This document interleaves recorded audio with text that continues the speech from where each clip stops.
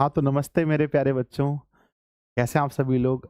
उम्मीद करता हूँ बहुत अच्छे होंगे और इस साल में प्यारे बच्चों जो लाइव सेशन स्टार्ट हुआ, इसकी ये पहली क्लास होने जा रही है और हम लोग पिछली क्लास में जो मैराथन क्लास किए थे, उसमें तो हम लोग पिछले साल में लाइव आए थे और पढ़ते नया साल आ गया था। ठीक है ना? तो जल्दी से बताइए गुड इवनिंग सभी को, गुड इवनिंग मेरे बच्चे, कैसे हो आप लोग? बढ़िया हो सब लोग? मस्त? अच्छा, जल्दी से पहले सब लोग लाइव आ जाइए, है ना? सभी को गुड इवनिंग, नमस्ते। कैसा रहा आप लोगों का नया साल? अच्छा रहा बच्चों? कह रहा गुरुजी मस्त रहा। वेलकम। हाँ, कल आप लोगों को मैंने छुट्टी दे दिया था ताकि आप लोग नए साल में दो चीज कर पाए। एक तो रेस्ट कर पाए, क्योंकि बच्चों पूरी रात आप लोगों ने अपना प्यार दिखाया था, तो उसके लिए तो रेस्ट बहुत ज़रूरी था। नंबर दूसरा, नया साल में अपने फैमिली के साथ में, मम्मी पापा भैया लोगों के साथ में बैठ करके कुछ समय भी आप लोगों को बिताना था। इसीलिए बच्चों मैंने छुट्टी दे दी थी आप लोगों को, है ना? आ जाओ जल्दी से लाइव आ जाओ। और आज छुट्टी के बाद देखो कितना प्यारा सा क्लास आप लोगों के लिए फिर से आ गया है, जिसकी आप लोगों को बहुत बहुत बहुत ज़रूरत है बच्चों, मुझे ऐसा लगता है। सबसे पहले आप देख पा रहे हैं हमने लिखा है बिहार मैट्रिक परीक्षा 2025। हम लोगों का पेपर 2025 में होने वाला है। एग्जाम स्पेशल ये क्लास समझिए, बोर्ड परीक्षा के दृष्टिकोण से ही ये क्लास लिया जा रहा है। सब्जेक्टिव है ना, क्योंकि प्यारे बच्चों ऑब्जेक्टिव हम लोगों ने बहुत ज़्यादा पढ़ लिया है और ऑब्जेक्टिव के लिए आपका टेस्ट एप्लीकेशन भी कल लॉन्च होगा, तो ऑब्जेक्टिव तो वहाँ से कवर हो जाएगा। कल रामबाण भी शुरू हो रहा है, ऑब्जेक्टिव वहां से हो जाएगा बच्चों, टेंशन ना लेना आप लोग। बच्चों लघु और दीर्घ उत्तर प्रश्न के लिए हम आए हैं। आज हम आपको ये बता देंगे कि पूरे फिजिक्स, बच्चों पहले क्या होता है ना, हम लोग पूरे फिजिक्स को पढ़ते हैं, पर बच्चों एक अच्छा गुरु वो होता है जो अंतिम समय में हमें ये बता दे कि बच्चों इन सभी प्रश्नों पर आपको ज्यादा ध्यान देना चाहिए, जिसको हम लोग गैस क्वेश्चन कहते हैं, जिसको हम लोग संभावित प्रश्न कहते हैं, तो वही हम आपके सामने लेकर आए हैं बच्चों। कितने नंबर का फिजिक्स पूछा जाता है एक बार कमेंट बॉक्स में लिखना सब लोग मेरे साथ। गीता है, शिवम है, मंगलम है, भारती है, मोहित है, रजनीश है, हिमांशु है, भरत है, बहुत सारे बच्चे। कितने नंबर के फिजिक्स टोटल पूछे जाते हैं? 8, 6, 14 नंबर का, है ना? यस गुरुदेव, यस यस यस यस। आ जाओ, फुल फिजिक्स आज पूरे फिजिक्स का हम लोग अच्छे से देखने वाले हैं, पूरे फिजिक्स को। सबसे पहले श्री गणेशाय नमः और उसके बाद प्यारा सा मोटिवेशन। सफलता तब मिलती है जब आपके सपने आपके बहानों से बड़े हो जाते हैं। जब आपके सपने आपके बहानों से बड़े हो जाते हैं तब सफलता मिलती है। इसीलिए बच्चों 2025 का मैंने क्या कोड दिया था बताओ? 2024 का कोड, 2025 का हमने क्या कोड दिया था? किसी मेरे बच्चे को याद है तो बताओ 2025 का कोड क्या दिया था मैंने? हाँ, 2025 का कोड मैंने दिया था यहाँ पर, बोलना कम है। यहाँ बच्चों बोलना कम है।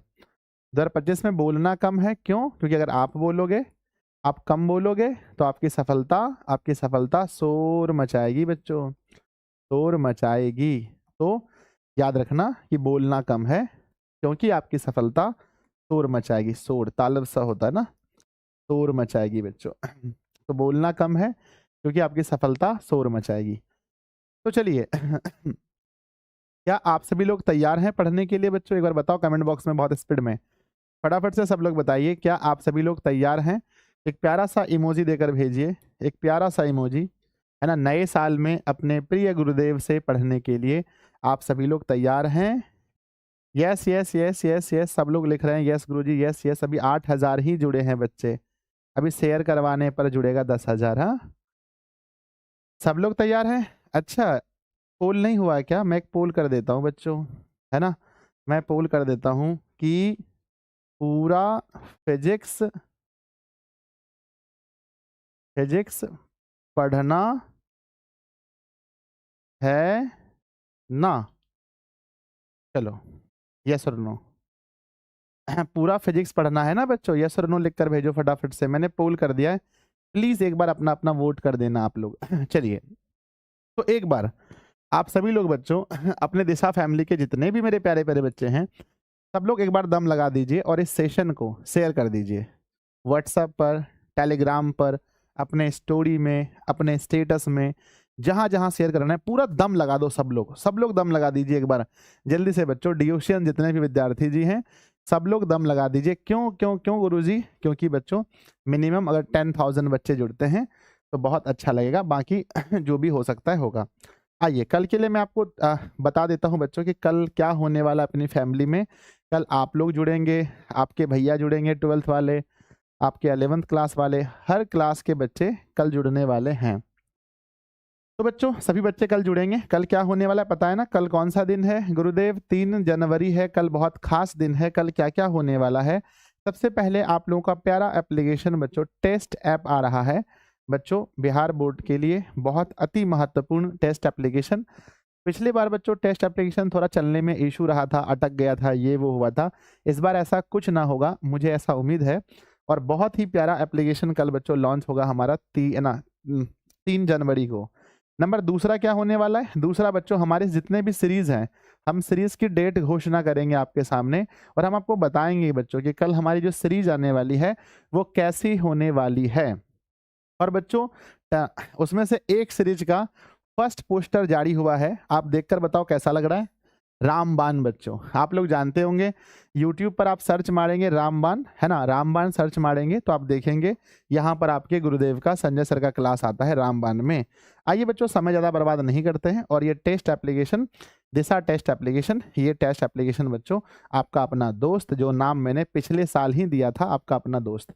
अब आइए बच्चों हम सीधा अपने मुद्दे पर आते हैं। फिजिक्स हम लोग पढ़ रहे हैं, सीधा मुद्दे की बात करते हैं। अगर हमारा एग्जाम देखें बच्चों, हमारे एग्जाम में कितने 2 अंक के प्रश्न पूछे जाते हैं? 2 अंक के सवाल की संख्या बताइएगा। 2 अंक के सवाल कितने रहते हैं बोर्ड एग्जाम में? गुरुदेव 2 अंक के सवाल की अगर हम बात करें, 2 अंक के सवाल रहते हैं 8 में, है ना। 8 में 4 बनाना होता है। 8 सवाल पूछे रहते हैं हमारे एग्जाम में और 8 सवाल में से हमें 4 सवाल का उत्तर देना होता है। बच्चों 4 सवाल का उत्तर देना होता है, यानी एक एक सवाल 2 नंबर के होते हैं। यानी टोटल अंक में देखें तो 8 अंक लघु उत्तरीय में हो जाता है। और बच्चों अगर हम देखें इसमें 6 अंक वाले एक सवाल होते हैं, इसका दीर्घ 6 नंबर का होता है।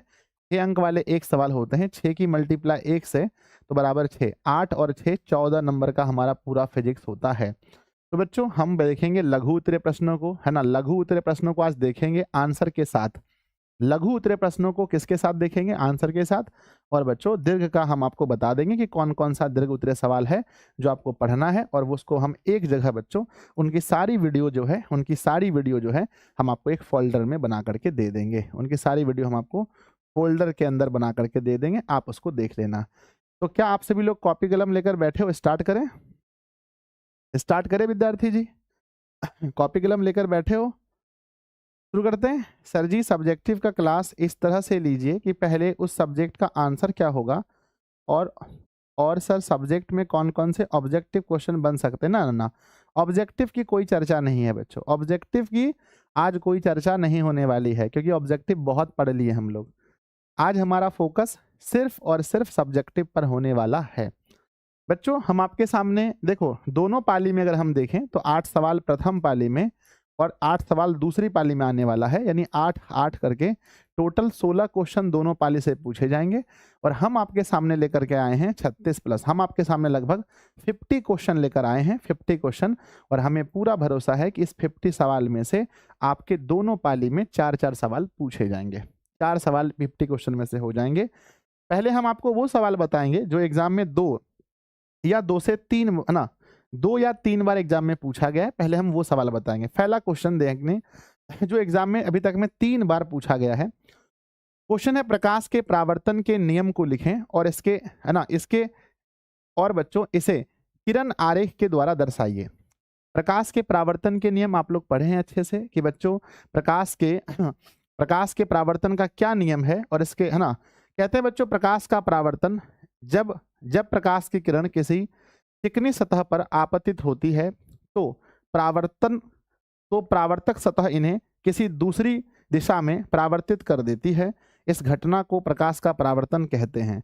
ये क्वेश्चन नहीं पूछा है, क्वेश्चन पूछा है प्रकाश के परावर्तन के नियम को लिखें, तो ये आपको नहीं लिखना है बच्चों। टाइपिस्ट महोदय ने बड़ी गलती कर दी, पहला ही सवाल में ऐसा नहीं लिखना था बच्चों। ये है नियम ध्यान दीजिएगा, सीधा हमें लिखना है, सीधा हमें लिखना है कि प्रकाश के परावर्तन के कितने नियम है बच्चों, 2 नियम है। तो वो वाला पार्ट नहीं लिखना है, इस पार्ट को आप ये समझो कि ये वाला पार्ट आपको नहीं लिखना है, मैं हटा दूंगा ये वाला पार्ट। सीधा आइए बच्चों, प्रकाश के परावर्तन के 2 नियम है, आपको पता है। पहला है बच्चों आपतित किरण, परावर्तित किरण और आपतन बिंदु पर, आपतन बिंदु से परावर्तक सतह पर खींचा गया अभिलंब, तीनों एक ही तल पर होते हैं। पहला रूल जो मैंने पढ़ा है वहां से पढ़ लेना बच्चों, मैंने जो लिखा है अभी मैं, है ना। दूसरा, आपतन कोण परावर्तन कोण के बराबर होता है, हो जाएगा तो दिल बनाकर भेजिए, यस गुरुजी, यस यस यस, ऐसे मैंने जैसे पढ़ा है ऐसे लिख सकते हो।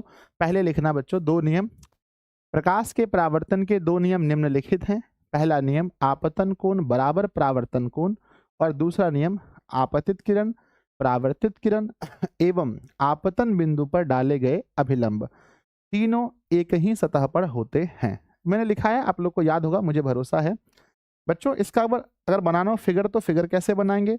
फिगर, ये हमारा समतल सतह है, ये हमारा समतल सतह है, ये हमारा बच्चों सतह लिखेंगे, ये हमारा सतह है। अब यहाँ पर क्या हो रहा है, ये बच्चों यहाँ से आपतित किरण आ रही है, ये आपतित किरण यहाँ लिख देना बच्चों कि आपतित किरण आ रही है, टकरा करके जो गई इसे क्या लिखेंगे, परावर्तित किरण लिखेंगे। इस पर जो हम डालेंगे अभिलंब, ये बीच में क्या होगा बच्चों, बीच में डालेंगे बीच में डालेंगे अभिलंब। अब ये बताओ कि अभिलंब और आपतित किरण के बीच में कौन सा कोण बनेगा? तो सर यहाँ बनेगा आपतन कोण, आपतन कोण, और यहाँ कौन सा कोण बनेगा, परावर्तन कोण। तो फिगर भी आप लोग बना लेंगे, मुझे पूरा भरोसा है। चलिए दूसरे सवाल पर चलें, सवाल नंबर दूसरे पर चलें, बोलो हाँ या ना। सवाल नंबर दूसरे पर चलें, यस गुरुजी। और एक बार सब लोग बच्चों है ना, सब लोग सेशन को पसंद भी कर लीजिएगा, अपने गुरुदेव के सेशन को सब लोग पसंद भी कर लीजिएगा।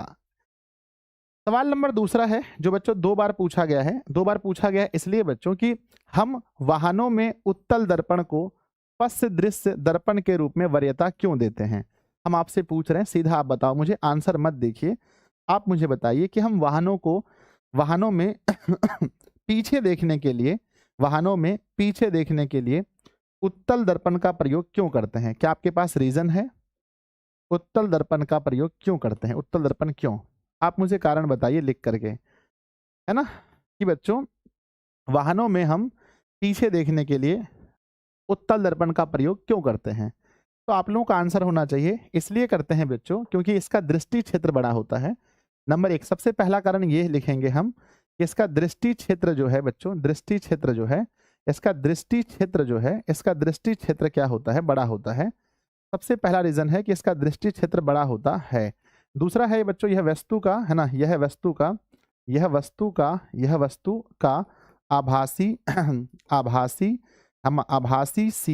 आभासी सीधा एवं छोटा प्रतिबिंब बनाता है, छोटा प्रतिबिंब बनाता है। तो बच्चों 2 सबसे बड़े रीजन हैं जिसकी वजह से हम लोग उत्तल दर्पण का उपयोग पीछे देखने के लिए करते हैं। बच्चों बताओ, छोटे से आईने में बहुत कुछ दिखता है या नहीं? कमेंट बॉक्स में लिखिए, छोटे से आईने में बहुत कुछ दिखता है कि नहीं?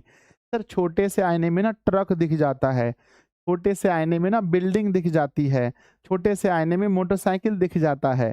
तो ये सबसे बड़े रीजन है बच्चों। इसको लिखने का 2 तरीका है, आप चाहें तो आप ऐसे पॉइंट देकर भी लिख सकते हैं, अगर आप नहीं चाहें तो दोनों को एक साथ जोड़ के भी लिख सकते हैं। आप ना फोकस करना क्वेश्चन पर, आंसर पर फोकस नहीं करना। आंसर आप अपनी भाषा में लिखना। ये बच्चों बुक का आंसर लिया गया है, मेरा आंसर अभी इसके बाद आएगा, उसमें मैंने खुद से लिखा है। वाहनों में उत्तल दर्पण की वरीयता इसलिए देते हैं क्योंकि प्रतिबिंब सदा सीधा बनता है, इसका दृष्टि क्षेत्र काफी बड़ा होता है। क्योंकि यह दर्पण वाहन की ओर वक्रित होता है, चालक अपने पीछे के बड़े क्षेत्र को अवलोकन कर पाता है, देख पाता है। पीछे से आने वाले छोटे बड़े वाहनों को वह दर्पण में आसानी से देख पाता है, इसलिए वाहनों में उत्तल दर्पण का उपयोग किया जाता है। मुझे लगता है कोई इशू नहीं होना चाहिए।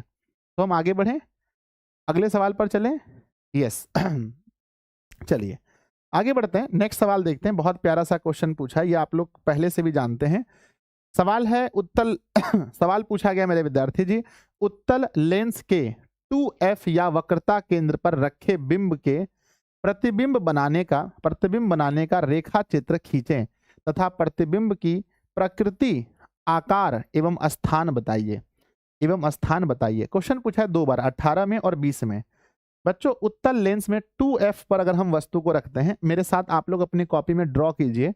ये बच्चों हमारे सामने उत्तल लेंस है, मेरे साथ सब लोग ड्रॉ करेंगे।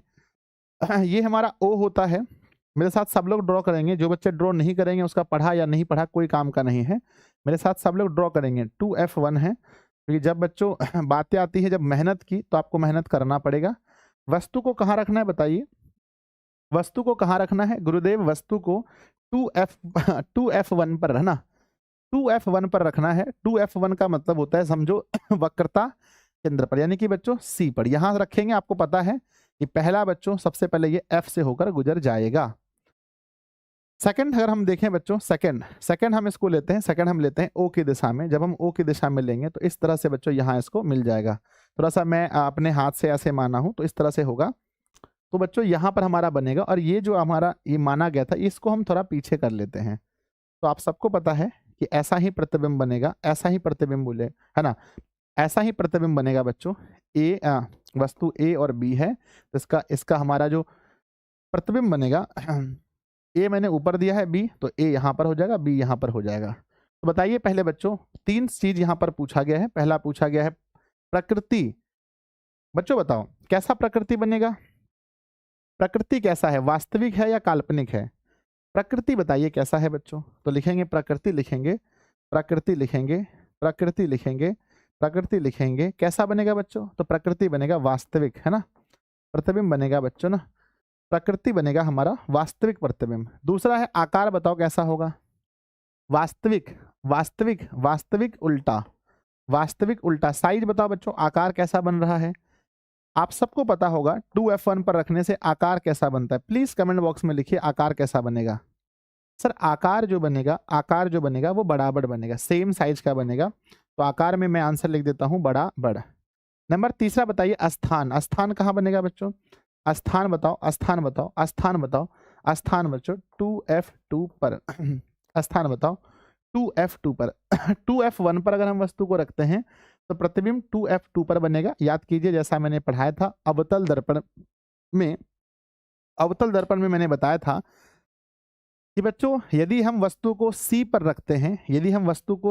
रखते हैं, तो प्रतिबिंब भी C पर बनेगा। बोलो हाँ या ना, हो जाएगा? जिन विद्यार्थी जी को लग रहा है गुरुदेव हो सकता है तो प्यारा सा इमोजी बनाकर भेजिए। हम अगले सवाल की ओर बढ़ते हैं, अगर आपको लग रहा है हो जाएगा तो। आइए, मेनली आपको क्वेश्चन देखना है, आंसर पर आपको ज्यादा फोकस नहीं करना है। बढ़ जाए सवाल नंबर 4, अपनी कॉपी पर लिखिएगा सब लोग। सवाल नंबर 4, सवाल नंबर 4 कह रहा है कि उत्तल लेंस को अभिसारी लेंस क्यों कहा जाता है? सवाल 16 और 20 में पूछा है ना। अब आप मुझे कारण बताइए कि उत्तल लेंस को अभिसारी क्यों कहते हैं। हाँ, आइए ध्यान दीजिएगा ध्यान दीजिएगा, ये आपके सामने उत्तल लेंस है मेरे बच्चे। जैसा कि आप जानते हैं कि उत्तल लेंस के सामने, अगर उत्तल लेंस में अगर समांतर किरणें पड़ती हैं, अगर हम इस पर समांतर किरण पुंज डालते हैं, तो मेरे बच्चे वो सबको क्या कर देगा? समांतर किरण पुंज को वो क्या कर देगा बताओ? समांतर किरण पुंज को वो क्या कर देगा? एक जगह सिमट देगा, यानी सबको फोकस पर लाकर पटकेगा, सबको फोकस पर लाकर रखेगा। तो बताओ यह बच्चों, यह उत्तल लेंस जो होता है समांतर किरण पुंज को क्या कर देता है? कमेंट बॉक्स में लिखिए, समांतर किरण पुंज को क्या कर देता है? एक बच्चा बार बार एक ही कमेंट को लिख रहा है, पढ़ने आए हो आप, पढ़ाई करो जी, क्यों फालतू का एक ही कमेंट कर रहे हो? 25 का बैच कब आएगा? अभी जो बैच आया है इसको तो पढ़ाई नहीं अच्छे से, आप लोग का बैच अभी कहाँ से आ जाएगा? तो बच्चों बताओ, रीजन बताओ, कारण बताओ, रीजन बताओ। तो कहेंगे बच्चों रीजन तो एक ही है, रीजन बताइए कारण क्या है? सर कारण यही है कि यह समांतर किरण पुंज को, कारण यही है कि यह समांतर किरणों को क्या करता है? अभिसारित करता है, समांतर किरणों को अभिसारित करता है। मुझे उम्मीद है बच्चों कि इसे हम अभिसारी हम इसे अभिसारी लेंस क्यों कहते हैं, क्योंकि यह समांतर किरणों को अभिसारित करता है। हो जाएगा तो प्यारा सा दिल बनाकर भेजिए। सवाल नंबर 5 की ओर हम लोग बढ़ते हैं। आप देख सकते हैं यहाँ लिखा गया है यहाँ लिखा गया है कि उत्तल लेंस पर आपतित किरण अपवर्तित होकर एक ही बिंदु पर अभिसारित होती है, अतः इसे अभिसारी लेंस कहते हैं। ये इनका अपना आंसर है, हम लोग अपना आंसर पे लिखेंगे। हो गया, चलो आगे बढ़े। बढ़ जाए बच्चों। अगला सवाल देखते हैं। अगला सवाल नंबर लिखेंगे अपनी कॉपी में 5। 5वां नंबर क्वेश्चन कह रहा है प्रकाश का अपवर्तन क्या है। मैंने बच्चों बताया है कि जब प्रकाश एक पारदर्शी माध्यम से दूसरे पारदर्शी माध्यम में जाता है, एक पारदर्शी माध्यम से दूसरे पारदर्शी माध्यम में जाता है, तो उसकी दिशा में कुछ परिवर्तन होता है। या हम कह सकते हैं प्रकाश जब एक पारदर्शी माध्यम से दूसरी पारदर्शी माध्यम में जाती है, स्त्रीलिंग बच्चों, जाती है, तो उसकी दिशा में जो परिवर्तन होता है उसे ही प्रकाश का अपवर्तन कहते हैं। बच्चों इसके नियम को लिखिए। प्रकाश के अपवर्तन के कितने नियम हैं, जल्दी बताओ कमेंट बॉक्स में। प्रकाश के अपवर्तन के कितने नियम हैं? गुरुजी प्रकाश के अपवर्तन के 2 नियम हैं। पहला आपतित किरण, अपवर्तित किरण और आपतन बिंदु पर खींचा गया अभिलंब, तीनों एक ही तल पर होते हैं, ये पहला नियम है। दूसरा, आपतन कोण की जया और अपवर्तन कोण की जया निष्पत्तित एक स्थिरांक होता है। आप कह सकते हैं कि दोनों का अनुपात समान होता है, यानी साइन आई बटा साइन आर बराबर स्थिरांक। ठीक है, हो जाएगा बच्चों, बताओ जल्दी से। बच्चों बताओ हो जाएगा? हो जाएगा तो बताओ जल्दी से कमेंट बॉक्स में कि यस गुरुदेव, यस यस यस हो जाएगा। सर जी आज आप एफर्ट नहीं लगा रहे हो। नहीं नहीं, आज मैं सोच रहा हूँ, मैंने क्या बोला, 2025 में हल्ला कम करूंगा, रिजल्ट पर ध्यान देना है। तो बच्चों हमें फोकस करना है रिजल्ट पर, हल्ला गुल्ला पर ध्यान थोड़ा कम करना है, थोड़ा सा कम कीजिए। ऐसे आप लोग शेयर कर सकते हैं, आप लोग को लगता है कि भाई और बच्चे, देखो जिन बच्चों को आवश्यकता है वो तो क्लास में जुड़ेंगे ही जुड़ेंगे, ठीक है ना। अब जिन्हें आवश्यकता नहीं है उन्हें जोड़ के भी आप क्या करोगे। खैर अगर आपको लगता है कि कोई विद्यार्थी जिनकी आवश्यकता है क्लास की, आप उनको शेयर कर सकते हैं। तो ये 5 सवाल में अगर आपको पूछा जाए 2025 में, 2025 में अगर ये 5 सवाल में आपको पूछा जाए तो आप कितने सवाल का उत्तर दे पाओगे? पहला क्वेश्चन क्या था पता है? अपवर्तन, माफ कीजिए परावर्तन, प्रकाश के परावर्तन के नियम को लिखिए, पहला क्वेश्चन था। दूसरा क्वेश्चन था मेरे विद्यार्थी जी, दूसरा क्वेश्चन था कि वाहनों की में हम लोग है ना, वाहनों में पीछे देखने के लिए हम उत्तल लेंस का प्रयोग, उत्तल दर्पण का प्रयोग क्यों करते हैं। तीसरा क्वेश्चन था कि उत्तल लेंस के 2f पर अगर हम वस्तु को रखते हैं तो प्रतिबिंब कैसा बनेगा, कहाँ बनेगा। नेक्स्ट था उत्तल को हम लोग अभिसारी क्यों कहते हैं। अगला हमारा बच्चों प्रकाश के अपवर्तन क्या है और इसका नियम क्या है। अगला सवाल नंबर लिखिएगा सब लोग, सवाल नंबर 6।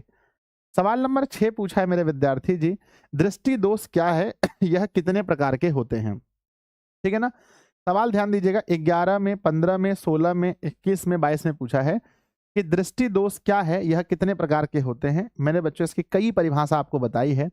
कई कारणों से मानव नेत्र की समंजन क्षमता खराब हो जाती है, जिसकी वजह से व्यक्ति को दूर या नजदीक की वस्तु को देखने में कठिनाई होती है, इसे ही दृष्टि दोष कहते हैं। मैंने पढ़ा है बच्चों, ये कितने प्रकार के होते हैं, बताओ कितने प्रकार के होते हैं।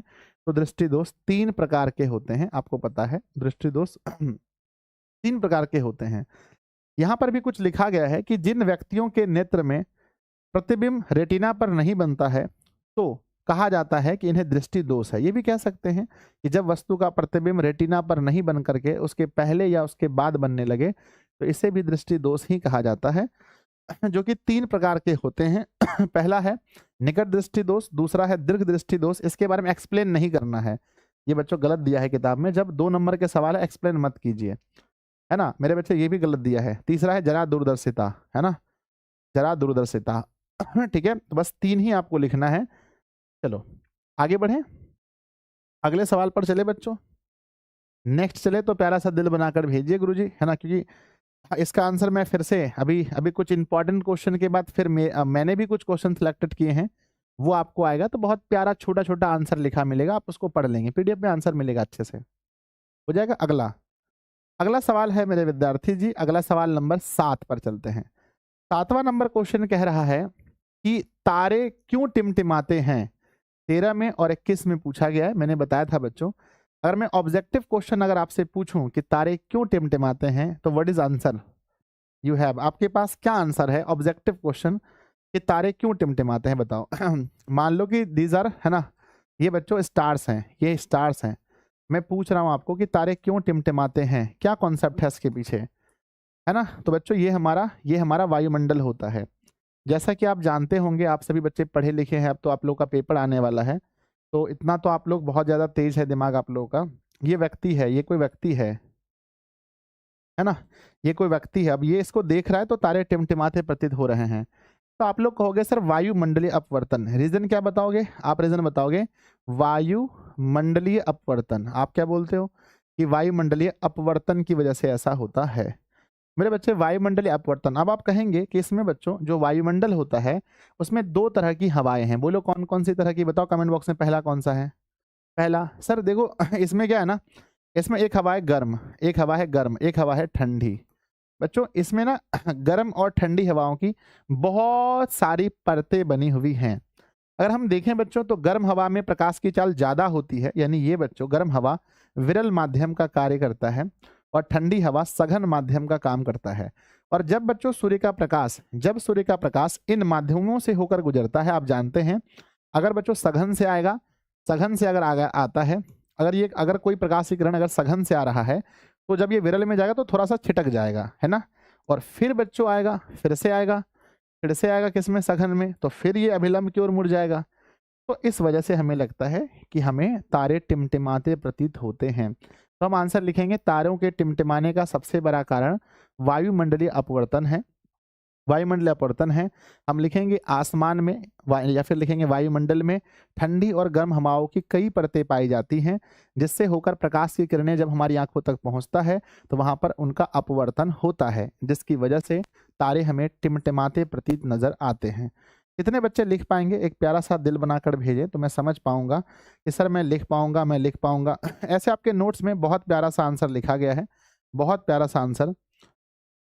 गुरुदेव एग्जाम में कॉपी कैसे लिखें, इस पर एक वीडियो बना दीजिए। ठीक है, वीडियो मिलेगा, आप निश्चिंत रहिए। आपने सोचा है बच्चों, मैंने भी पहले सोचा है आप लोगों के लिए कि मैं ऐसा वीडियो लेकर आऊंगा। सवाल नंबर 8वां चलते हैं बच्चों।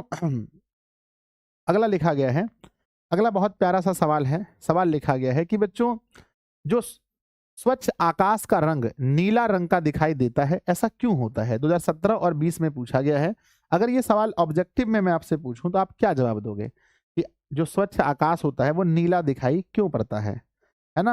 आकाश नीला दिखाई क्यों पड़ता है, मैं आपसे पूछ रहा हूँ मेरे बच्चे। आकाश जो होता है, जो स्काई होता है, वो नीला दिखाई क्यों पड़ता है, नीला क्यों। तो मेरे, है ना, एक ऑब्जेक्टिव टाइप अगर ये सवाल होगा तो आप आंसर क्या लिखते हैं इसका कि आकाश नीला दिखाई क्यों पड़ता है।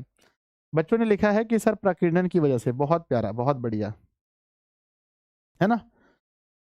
आंसर लिखने का प्रयास आपने बहुत अच्छा किया है कि सर प्रकीर्णन की वजह से ऐसा होता है। बिल्कुल, आइए बच्चों देखते हैं। तो हमने देखा भाई कि आसमान में क्या होता है ना, आसमान में नीले रंग का जो प्रकीर्णन होता है, नीले रंग का जो वहां जो कण होते हैं वो नीले रंग को ज्यादा प्रकीर्णित करते हैं। तो आप इसके पीछे रीजन ये बताते हो कि सर इसलिए क्योंकि नीले, है ना, वहां नीले रंग का प्रकीर्णन, नीले रंग को प्रकीर्णित किया जाता है। नीले रंग को आसमान में ज्यादा प्रकीर्णित मतलब फैलाया जाता है, ज्यादा फैलाया जाता है। ये बच्चों आपको पता है। तो हर क्वेश्चन का मूल बात आपको पता होना चाहिए कि मूल बातें क्या है। आइए बच्चों हम देखते हैं मूल बातें क्या है। अगर मैं इसको पढ़ूं तो इसका आंसर आप पढ़ लीजिए। कहते हैं लाल वर्ण के प्रकाश की तरंग दैर्ध्य नीले प्रकाश की अपेक्षा 1.8 गुनी है, मतलब ज्यादा है। जब सूर्य का प्रकाश वायुमंडल से गुजरता है तब वायु के सूक्ष्म कण लाल रंग की अपेक्षा नीले रंग को अधिक प्रबलता से प्रकीर्णित करते हैं। यहां लाल का कोई कॉन्सेप्ट लिखना ही नहीं था। प्रकीर्णित हुआ नीला प्रकाश हमारे नेत्रों में प्रवेश करता है और स्वच्छ आकाश हमें नीला दिखाई पड़ता है। सीधा आपको यही लिखना है बच्चों कि जो सूक्ष्म कण होते हैं, आसमान में जो सूक्ष्म कण होते हैं वो नीले रंग को नीले रंग को ज्यादा प्रकीर्णित करते हैं, नीले रंग को ज्यादा प्रकीर्णित करते हैं, जिसकी वजह से हमें आसमान का रंग नीला दिखता है। हो जाएगा तो प्यारा सा इमोजी बनाकर भेजिए कि गुरुदेव हो जाएगा। अगले सवाल पर आप चलिए। ये सारे सवाल मोस्ट इंपॉर्टेंट है जो बोर्ड द्वारा पूछे गए हैं। इसके बाद मैं बताऊंगा ये तो वो सवाल हैं जो पूछे गए हैं, ज्यादा बार पूछे गए हैं इसलिए इंपॉर्टेंट है। मैं फिर आपको बताऊंगा लगभग 35 क्वेश्चन, वो क्वेश्चन जो मुझे लगते हैं कि इंपॉर्टेंट हैं। ये तो सीधा, इसमें तो आपको मानना ही पड़ेगा कि इंपॉर्टेंट है, क्योंकि बोर्ड ने इस पर मुहर लगाई है भैया, ये सवाल इंपॉर्टेंट है। हम आप कुछ नहीं कह सकते हैं। अगला सवाल पूछा गया है जो कि आपके नोट्स में बहुत अच्छे से लिखा गया है कि सूर्योदय के समय सूर्य रक्ताभ प्रतीत क्यों होता है। यानी कि जब सूर्य उगता है उस समय सूर्य जो है बहुत ज्यादा लाल क्यों दिखता है। सूर्योदय, आप सूर्यास्त भी कर सकते हैं। सूर्योदय और सूर्यास्त के समय सूर्य रक्ताभ प्रतीत क्यों होता है। 18, 19, 19, 22 इसके पीछे का रीजन मैंने बताया है मेरे बच्चे, क्योंकि लाल रंग का तरंग दैर्ध्य ज्यादा होता है और वो पहले हमारी आंखों तक पहुंच जाता है। कहते हैं कि क्षैतिज के समीप नीले तथा कम तरंग दैर्ध्य प्रकाश का अधिक भाग कणों द्वारा प्रकीर्णित हो जाता है, अतः हमारे नेत्र तक पहुंचने वाला प्रकाश अधिक तरंग दैर्ध्य वाला होता है। यानी कि जो जब क्षैतिज में जब डूबने के टाइम होता है या उगने का टाइम होता है तो बाकी रंगों को कण के द्वारा प्रकीर्णित कर दिया जाता है, मतलब फैला दिया जाता है। समझिए कि 10 ठो है ना, 7 गो आदमी आपके सामने आया और 7 गो में हम भी हैं और 6 ठो को मार के हटा दिया जाए तो आपको कौन दिखेगा। 7 व्यक्ति आया बच्चों, 7 व्यक्ति आया जिसमें से 6 व्यक्ति को हटा दिया गया, तो जो बचा है व्यक्ति उसका नाम बताइए कौन है ना। बताइए आप लोग कि 7 व्यक्ति यहां पर आया जिसमें 6 व्यक्ति को हटा दिया गया, तो कौन बचा आपके सामने। सर आप बचे, तो मैं बचा ना। वही होता है बच्चों, जब 7 किरणें आती हैं, 7 रंगों की किरणें, जो श्वेत प्रकाश होता है वो 7 रंगों का मिश्रण होता है। उसमें से अगर 6 रंगों को हटा दिया जाए तो लाल बचता है, इसलिए बच्चों लाल रंग रक्त की तरह होता है। तो कहते हैं सूर्य प्रकाश के पथ के लंबवत नीले किरणों का अधिकतम भाग प्रकीर्णित होने पर दर्शक को प्राप्त किरणों से नीला रंग गायब हो जाता है। सूर्य का प्रकाश में आंखों को अधिक प्रभावित करने वाला रंग नीला और लाल है, अतः दूर से आने वाले प्रकाश नीले रंग के गायब हो जाने के कारण लाल दिखता है। यही कारण है कि सूर्योदय तथा सूर्यास्त के समय सूर्य रक्ताभ प्रतीत होता है। आप चाहें तो इससे बेहतरीन आंसर मैंने आपको लिख के दिया है, आप वहां से पढ़ सकते हैं। तो बच्चों हो जाएगा, मेनली आप क्वेश्चन पर फोकस कीजिए। हो जाएगा तो बताओ, प्यारा सा दिल बनाकर भेजिए। मैं थोड़ा ज्यादा आगे बढ़ता हूँ। याद कर लिया आप लोग ना, मैं लिख कर दिया हूँ आंसर, बहुत प्यारा सा। अगला सवाल है बच्चों, है ना। चलिए सवाल नंबर अगला है जो इंपॉर्टेंट क्वेश्चन कह सकते हैं इसको, कि विद्युत धारा की प्रबलता की परिभाषा दीजिए। विद्युत धारा तो आपको याद ही है, यहाँ प्रबलता पूछा गया है। तो कहते हैं बच्चों किसी चालक के अनुप्रस्थ काट को कोई बच्चों चालक लीजिए, किसी चालक के किसी अनुप्रस्थ काट को पार करने वाली विद्युत धारा की प्रबलता, विद्युत धारा की प्रबलता उस अनुप्रस्थ काट से होकर प्रति सेकंड प्रवाहित होने की, है ना, प्रति सेकंड प्रवाहित होने वाला आवेश है। अगर प्रति सेकंड प्रवाहित होने वाला आवेश है तो I is equal to Q/2, है ना, Q/T। और बच्चों यहाँ पर प्रति सेकंड 1 सेकंड बोला गया है, तो I बराबर Q को अगर हम 1 से भाग दे तो Q। तो ये बच्चों लिखा गया है विद्युत धारा की प्रबलता की परिभाषा। मुझे उतना अच्छा नहीं लग रहा है बच्चों। किसी चालक के किसी अनुप्रस्थ काट को पार करने वाली विद्युत धारा की प्रबलता उस अनुप्रस्थ काट से होकर प्रति सेकंड प्रवाहित होने वाला आवेश है। बच्चों इस आंसर को छोड़ दीजिए, मैं इसका प्यारा आंसर आपको बताऊंगा, उतना ढंग का नहीं लिखा है, ठीक है। आंसर इसका प्यारा लिखा गया नहीं है, इस क्वेश्चन को आप स्किप कर दीजिए, प्लीज स्किप कर दीजिए। अगले सवाल पर चलते हैं। 11 नंबर सवाल पूछा गया मेरे बच्चे, विद्युत धारा क्या है, विद्युत धारा क्या है, इसका समीकरण एवं इसका मात्रक लिखिए। विद्युत धारा क्या है, इसका समीकरण, इसका मात्रक 2015 और 19 में पूछा गया है। क्या आपने याद किया है? क्या आपने विद्युत धारा की परिभाषा याद किया है बच्चों? 2-3 परिभाषा, एक तो आवेश के प्रवाह की दर को, आवेश के प्रवाह की दर को विद्युत धारा कहते हैं, या चालक से होकर मेरे बच्चे, एक तो मैंने बताया सबसे प्यारा कि आवेश के प्रवाह की दर को विद्युत धारा कहते हैं, आवेश के प्रवाह की दर I is equal to Q upon T, यानी कि आवेश के प्रवाह की दर को आवेश के प्रवाह की दर को आवेश के प्रवाह की दर को क्या कहते हैं? दर को विद्युत धारा कहते हैं। विद्युत धारा कहते हैं मेरे बच्चे, कहते हैं। बताइए इसका एसआई मात्रक क्या है? एसआई मात्रक भी पूछा गया है, प्लीज लिखकर भेजिए कमेंट बॉक्स में आप लोग कि एसआई मात्रक अपनी कॉपी में आप क्या लिख रहे हैं। सर इसका एसआई मात्रक तो सबको पता होगा कि इसका एसआई मात्रक एम्पियर होता है। बच्चों ध्यान दीजिएगा, यहाँ पर लिखा गया है कि किसी चालक, मैं यहाँ पर भी पढ़ लेता हूँ, किसी चालक में आवेश प्रवाह की दर को विद्युत धारा कहते हैं। चलो ठीक परिभाषा है। अगर बच्चों अगर 1 सेकंड में चालक से बहने वाला आवेश है तो धारा बराबर I बराबर Q अपॉन टी, ठीक है ना, हो जाएगा। हाँ, ऐसे ही मात्रक नहीं पूछा गया, अच्छा मात्रक पूछा था। इसका मात्रक क्या लिखना है बच्चों? समीकरण पूछा गया तो समीकरण होगा I बराबर Q अपॉन टी, ये समीकरण हो गया।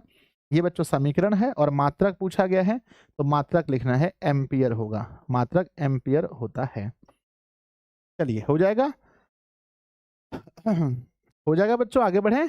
यस, 12वां नंबर क्वेश्चन जो आपके लिए मोस्ट इंपॉर्टेंट है, जो बहुत बार पूछा जाता है, वो सवाल है ओम के नियम को लिखें। ओम के नियम को लिखें। अब चलिए बच्चों हम लोग यहाँ लिखते हैं, ओम के नियम को लिखें। ओम साहब ने क्या कहा था, है ना? जॉर्ज साइमन ओम ने ओम का नियम बच्चों क्या दिया था, मुझे बताओ कमेंट बॉक्स में। गुरुदेव उन्होंने कहा था ओम का नियम कि बच्चों अगर हमारे पास, उन्होंने कहा था कि जो धारा होता है ना वो विभवांतर के समानुपाती होता है, यानी V बच्चों समानुपाती I होता है ना। और अगर बच्चों हम V अपॉन I लिख दें तो एक कांस्टेंट वैल्यू R लेना पड़ता है। उन्होंने कहा था कि यदि किसी परिपथ में बच्चों अगर ताप को नहीं बदला जाए, किसको नहीं बदला जाए बताओ, कौन सा चीज है? ताप को नहीं बदला जाए तो विभवांतर जो है, जो धारा जो होता है वो विभवांतर के समानुपाती होता है। धारा है ना, धारा क्या होता है? विभवांतर के समानुपाती होता है। यदि किसी परिपथ में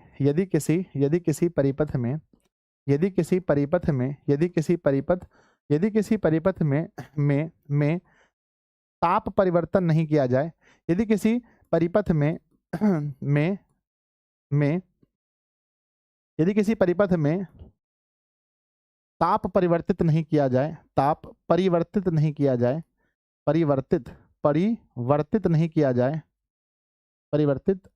किया जाए, लिखिएगा आप लोग, किया जाए तो उसमें बहने वाली धारा का मान, यानी I का मान है ना, मान सिरों के बीच आरोपित, थोड़ा अच्छे से लिख देता हूं बच्चों, सिरों के बीच आरोपित विभवांतर, यानी कि बच्चों V के क्या होता है, कमेंट बॉक्स में लिखना बच्चों, V के समानुपाती होता है। अर्थात आप कह सकते हैं कि बच्चों V समानुपाती I, और बच्चों R is equal to V upon I, या फिर R बराबर लिख सकते हैं V अपॉन I। यही बच्चों ओम का नियम है। हो जाएगा तो बताइए सर जी, हो जाएगा। इसकी सत्यापना रह गई है आप लोग को बताने के लिए, जो मैं आपको बताने वाला हूं। हो जाएगा, चलो बहुत बढ़िया। तो क्वेश्चन नंबर हमारा 12 हो गया। चलते हैं बच्चों 13 नंबर सवाल पर। 13 नंबर सवाल जिस पर बोर्ड ने मुहर लगाई है कि बहुत इंपॉर्टेंट क्वेश्चन है। प्रतिरोध क्या है, इसका सूत्र बताइए और इसका SI मात्रक बताइए। आप सब लोग जानते हैं बच्चों प्रतिरोध को, है ना। प्रतिरोध मैंने बताया था किसी भी चालक का वह गुण है जो अपने में से होकर बह रहे विद्युत धारा का विरोध करता है। प्रतिरोध बच्चों सिंपल सी बात है कि अगर मैं मानता हूं कि A चालक है, A मानता हूं मैं एक चालक है, तो इसका काम यही है बच्चों, जो करंट यहाँ से जो विद्युत धारा फ्लो होता है उसको रोकना ही इसका काम है, रोकना ही काम है। तो बच्चों प्रतिरोध किसी चालक का वह गुण है जो अपने में से होकर बह रहे विद्युत धारा का विरोध करता है। तो मेरे साथ सब लोग लिखेंगे बच्चों, पूरे बच्चे जितने भी लाइव में जुड़े हैं 8000 बच्चे, सब लोग लिखिएगा कि प्रतिरोध किसी चालक का वह गुण है, प्रतिरोध किसी चालक का वह गुण है, प्रतिरोध किसी चालक का वह गुण है जो अपने में से होकर बह रहे, जो अपने में से होकर अपने में से होकर बह रहे, जो अपने में से होकर बह रहे, अपने में से होकर बह रहे, अपने में से होकर बह रहे विद्युत धारा का, अपने में से होकर बह रहे विद्युत धारा का विरोध करता है। विरोध करता है। बच्चों बताइए, विरोध करता है। अब जल्दी से बताइए इसका एसआई यूनिट क्या होता है, कमेंट बॉक्स में लिखिए। इसका एसआई मात्रक क्या क्या पूछा है, इसका एसआई मात्रक पूछा ना विद्यार्थी जी बोलो, इसका एसआई यूनिट क्या होता है? एसआई मात्रक, प्रतिरोध का एसआई मात्रक ओम होता है, ओम है ना। प्रतिरोध का एसआई मात्रक विद्यार्थी जी क्या होता है? प्रतिरोध का एसआई मात्रक ओम होता है। तो इस तरह से हम लोग इस सवाल को भी अच्छे से आप लोग तैयार करके रखेंगे, मुझे विश्वास है। अगर आप लोग पहले से तैयार कर लिए हैं तो प्यारा सा कोई इमोजी मुझे भेजिए कि गुरुदेव हम लोगों ने पहले ही तैयार कर रखा है। हाँ, अब पेपर बहुत करीब आ गया है तो अब आपको तैयार करना है। अब पढ़ कर के छोड़ना नहीं है, अब पढ़ के छोड़ना नहीं है, अब आपको पूरा तैयार ही कर लेना है। चलिए अब सवाल नंबर 14 है जिसको बिहार बोर्ड ने मुहर लगाई है कि बहुत इंपॉर्टेंट है। किसी चालक का प्रतिरोध किन किन बातों पर डिपेंड करेगा, किन किन बातों पर निर्भर करता है? तो बच्चों प्लीज मुझे बताओ किसी चालक का प्रतिरोध किन किन बातों पर निर्भर करता है? ठीक है ना। तो हमने आपको पढ़ाया होगा कि किसी चालक का प्रतिरोध निम्न बातों पर निर्भर करता है। आप कोशिश कीजिए एक आध भी कमेंट बॉक्स में लिख दें तो अच्छी बात है। किन किन बातों पर निर्भर करता है किसी चालक का प्रतिरोध? नंबर 1 सबसे पहले बच्चों, सबसे पहले चालक की प्रकृति पर। सबसे पहला तो मुझे पता है कि भैया चालक की प्रकृति पर। मान लो बच्चों एक तांबा है, मान लो चांदी है, तो तांबा में तो बहुत फास्ट जाएगा, चालक की प्रकृति पर। दूसरा बच्चों चालक के ताप पर भी चलता है बच्चों, ताप पर। अगर ठंडा होगा तो उसमें करंट बहुत स्पीड जाता है, गर्म में बहुत कम जाता है, स्लो जाता है। नंबर 3 चालक की लंबाई पर, चालक की लंबाई पर, चालक की मोटाई पर, है ना। चालक की मोटाई पर मेरे बच्चे, इसी को आप लोग है ना डायरेक्ट लिख सकते हो कि अनुप्रस्थ काट के क्षेत्रफल पर, क्षेत्रफल भी आप लिख सकते हो। तो मुझे विश्वास है कि आप लोगों ने इसको भी बहुत अच्छे से तैयार कर रखा होगा। तो प्यारा सा इमोजी भेजिए। आपको अच्छा लग रहा होगा आज कि सर मैंने इसको याद कर लिया है। तो याद करने से है ना, अगर याद कर लिए हैं आपको एक अच्छा फील दे रहा होगा। चलिए 15 नंबर क्वेश्चन जो बिहार बोर्ड ने माना है भाई कि ये क्वेश्चन बहुत इंपॉर्टेंट है, आपको पढ़ना चाहिए 2-3 बार। 2011 और 21 में पूछा गया था, विद्युत बल्ब का नामांकित चित्र। तो विद्युत बल्ब का एक प्यारा सा चित्र बनाना है। तो चलिए सब लोग अपनी अपनी कॉपी में बहुत तेजी से एक विद्युत बल्ब का एक चित्र बना लीजिए, है ना। अगर आप झूठ बोलेंगे कि गुरुदेव हम तो बना रहे हैं और नहीं बना के दिखाएंगे, तो बाद में बच्चों सोच लीजिएगा, फिर गुरुजी से झूठ बोलना नया साल में बहुत भारी पड़ जाएगा आपको। गुरुजी से नया नया, सर कितने घंटे का क्लास है? ज़्यादा घंटा नहीं होगा, बहुत लंबा क्लास नहीं है, 2 घंटे काफ़ी हो गए, 2 भी नहीं होगा शायद। आ जाओ मेरे बच्चे, ये है धातु की टोपी। ये क्या है? धातु की टोपी है। मान लो ये धातु की टोपी है, ठीक है ना। अरे इतना क्यों दे रहे सर? ये धातु की टोपी है बच्चों, ये धातु की टोपी है। अब यहाँ से बच्चों हमारा बल्ब आएगा, है ना। ये हमारा बल्ब बच्चों, मान लो बल्ब आ गया और यहाँ से हमारा आ गया बच्चों, है ना। ठीक है ना, इस तरह से हमारा अच्छे से बनाना बच्चों। ये हमारा कांच है, ये हमारा कांच है, ऊपर में धातु। ये बच्चों 2 स्पर्शक बटन है, ये लिखेंगे स्पर्शक बटन, ये लिखेंगे स्पर्शक बटन। ये लिखेंगे बच्चों धातु की टोपी, ये लिखेंगे धातु की टोपी। और बच्चों ये क्या बना? ये बच्चों हमारा तंतु या फिलामेंट कह सकते हैं इसको। ये हमारा तंतु बना हुआ है और इसके अंदर में बच्चों कौन सी गैस भरी होती है? बताओ कौन सी गैस भरी होती है? तो इसके अंदर में प्यारी प्यारी सी बच्चों कह सकते हो कि निष्क्रिय गैस भरी होती है। इसके अंदर में निष्क्रिय गैस भरी होती है। तो बस आप इसके अंदर में निष्क्रिय गैस भरी होती है। और चित्र पूछा है तो सिर्फ और सिर्फ आपको चित्र ही बनाना है, दूसरा कुछ नहीं बनाना है। अगर आपने प्रैक्टिस कर रखा है तो मुझे एक प्यारा सा इमोजी बनाकर कुछ भी भेज दीजिए, मैं समझ लूंगा कि हाँ आप लोगों ने कोशिश कर लिया है पहले ही। बहुत बढ़िया, बहुत बढ़िया। निष्क्रिय गैस, हाँ निष्क्रिय गैस का मतलब वो होता है कि जो गैस बच्चों टंगस्टन के साथ मिलकर कोई रिएक्शन नहीं करे। अगर आप ऑक्सीजन दे दोगे तो क्या होगा? सर अगर मैं ऑक्सीजन दे दूंगा तो मामला गड़बड़ हो जाएगा। चलो अगले सवाल पर चलते हैं। पूछा गया सवाल है, सवाल नंबर 16 है कि बच्चों विद्युत बल्ब में निष्क्रिय गैस क्यों भरी जाती है? ये 15 में पूछा है और 22 में। तो बोर्ड ने माना है भैया कि ये सवाल बहुत इंपॉर्टेंट है। बताओ कि विद्युत बल्ब में निष्क्रिय गैस क्यों भरी जाती है? आप लोग मुझे बताइए क्यों भरी जाती है? What is reason? क्या रीजन है इसका? तो आप कहोगे सर देखो ऑक्सीजन, मान लो कि ये हमारा फिलामेंट है, मान लेते हैं कि ये हमारा फिलामेंट है, पर अगर इसमें O2 डाला गया, अगर O2 डाला गया तो O2 क्या करेगा, इससे संपर्क करके इसे गला देगा, इससे संपर्क करके इसे क्या करेगा, गला देगा। बच्चों अगर O2 इसको गला देगा, O2 अगर इसको गला देगा तो क्या हम O2 डालेंगे, O2 माने ऑक्सीजन, क्या हम इसमें ऑक्सीजन डालेंगे, यस और नो? सब लोग कहेंगे नो सर, नहीं सर, नहीं नहीं बिल्कुल नहीं। अगर ऐसा होता है तो हम O2 इस पे नहीं डालेंगे। तो बच्चों इसलिए हम लोग क्या करते हैं कि O2 को बाहर निकाल करके बल्ब के अंदर से O2 को बाहर निकाल देते हैं और निकालने के बाद इसके अंदर भरते हैं निष्क्रिय गैस, ऐसा गैस जो कोई भी कार्य न करे। निष्क्रिय गैस में किसका नाम लेते हो आप मेरे बच्चे? आर्गन, है ना, आर्गन इसके अंदर भरते हैं। कई जगह नाइट्रोजन भी लिखा होता है, पर आर्गन बच्चों एक्चुअल में हमें लिखना है, इसके अंदर में आर्गन को भरा जाता है, ठीक है ना। तो हम लिखेंगे कि विद्युत बल्ब के अंदर में बच्चों विद्युत बल्ब के अंदर में निष्क्रिय गैस इसलिए भरा जाता है, निष्क्रिय गैस इसलिए भरा जाता है ताकि जो तंतु है वो गैस से संपर्क करके नहीं टूटे, नहीं गले, नहीं क्षणभंगुर हो। निष्क्रिय गैस की जगह अगर ऑक्सीजन गैस को भरा जाएगा तो बच्चों क्या होगा, तंतु क्षणभंगुर हो जाएगा। ऑक्सीजन वाले पार्ट को आप चाहें तो ऊपर लिख दें या पहले लिख दें ऑक्सीजन वाला बात, या बाद में लिखें, कोई दिक्कत नहीं है, हो जाएगा। तो क्या आप लोगों ने इसको याद कर लिया अच्छे से? ऐसे अभी मैं ये क्वेश्चन दोबारा भी आपके सामने आएगा जहां पर मैंने उसी भाषा में लिखा है जो भाषा आपको मैंने पढ़ाया है। हो जाएगा, बताओ यस और नो? चलिए हो जाएगा बच्चों।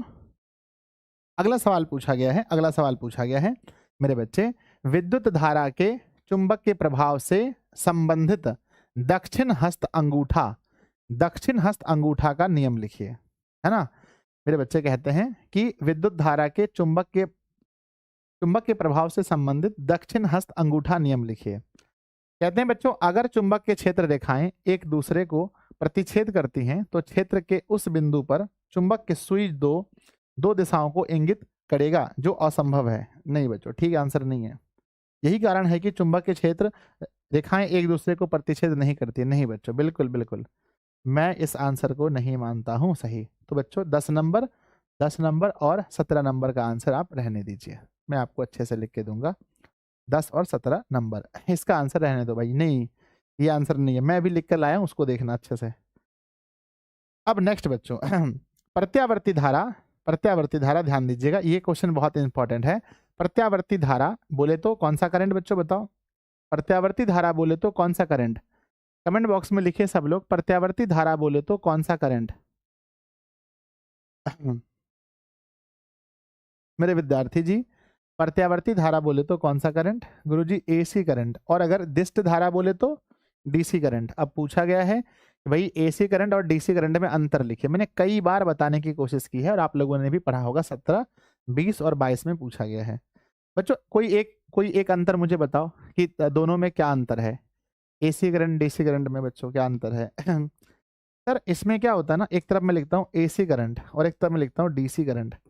आपको पता है कि इसकी जो दिशा है, इसकी जो बच्चों दिशा है वो समय के साथ बदलती है। ये समय के साथ दिशा क्या होगी, बदलेगी, दिशा बच्चों बदलेगी। और यहाँ पर हम देखें बच्चों, ये समय के साथ नहीं बदलेगी, समय के साथ नहीं बदलती है, समय के साथ नहीं बदलती है। क्या बच्चों? इसकी दिशा, है ना, इसकी दिशा जो है, इसकी दिशा बच्चों वो समय के साथ नहीं बदलती है।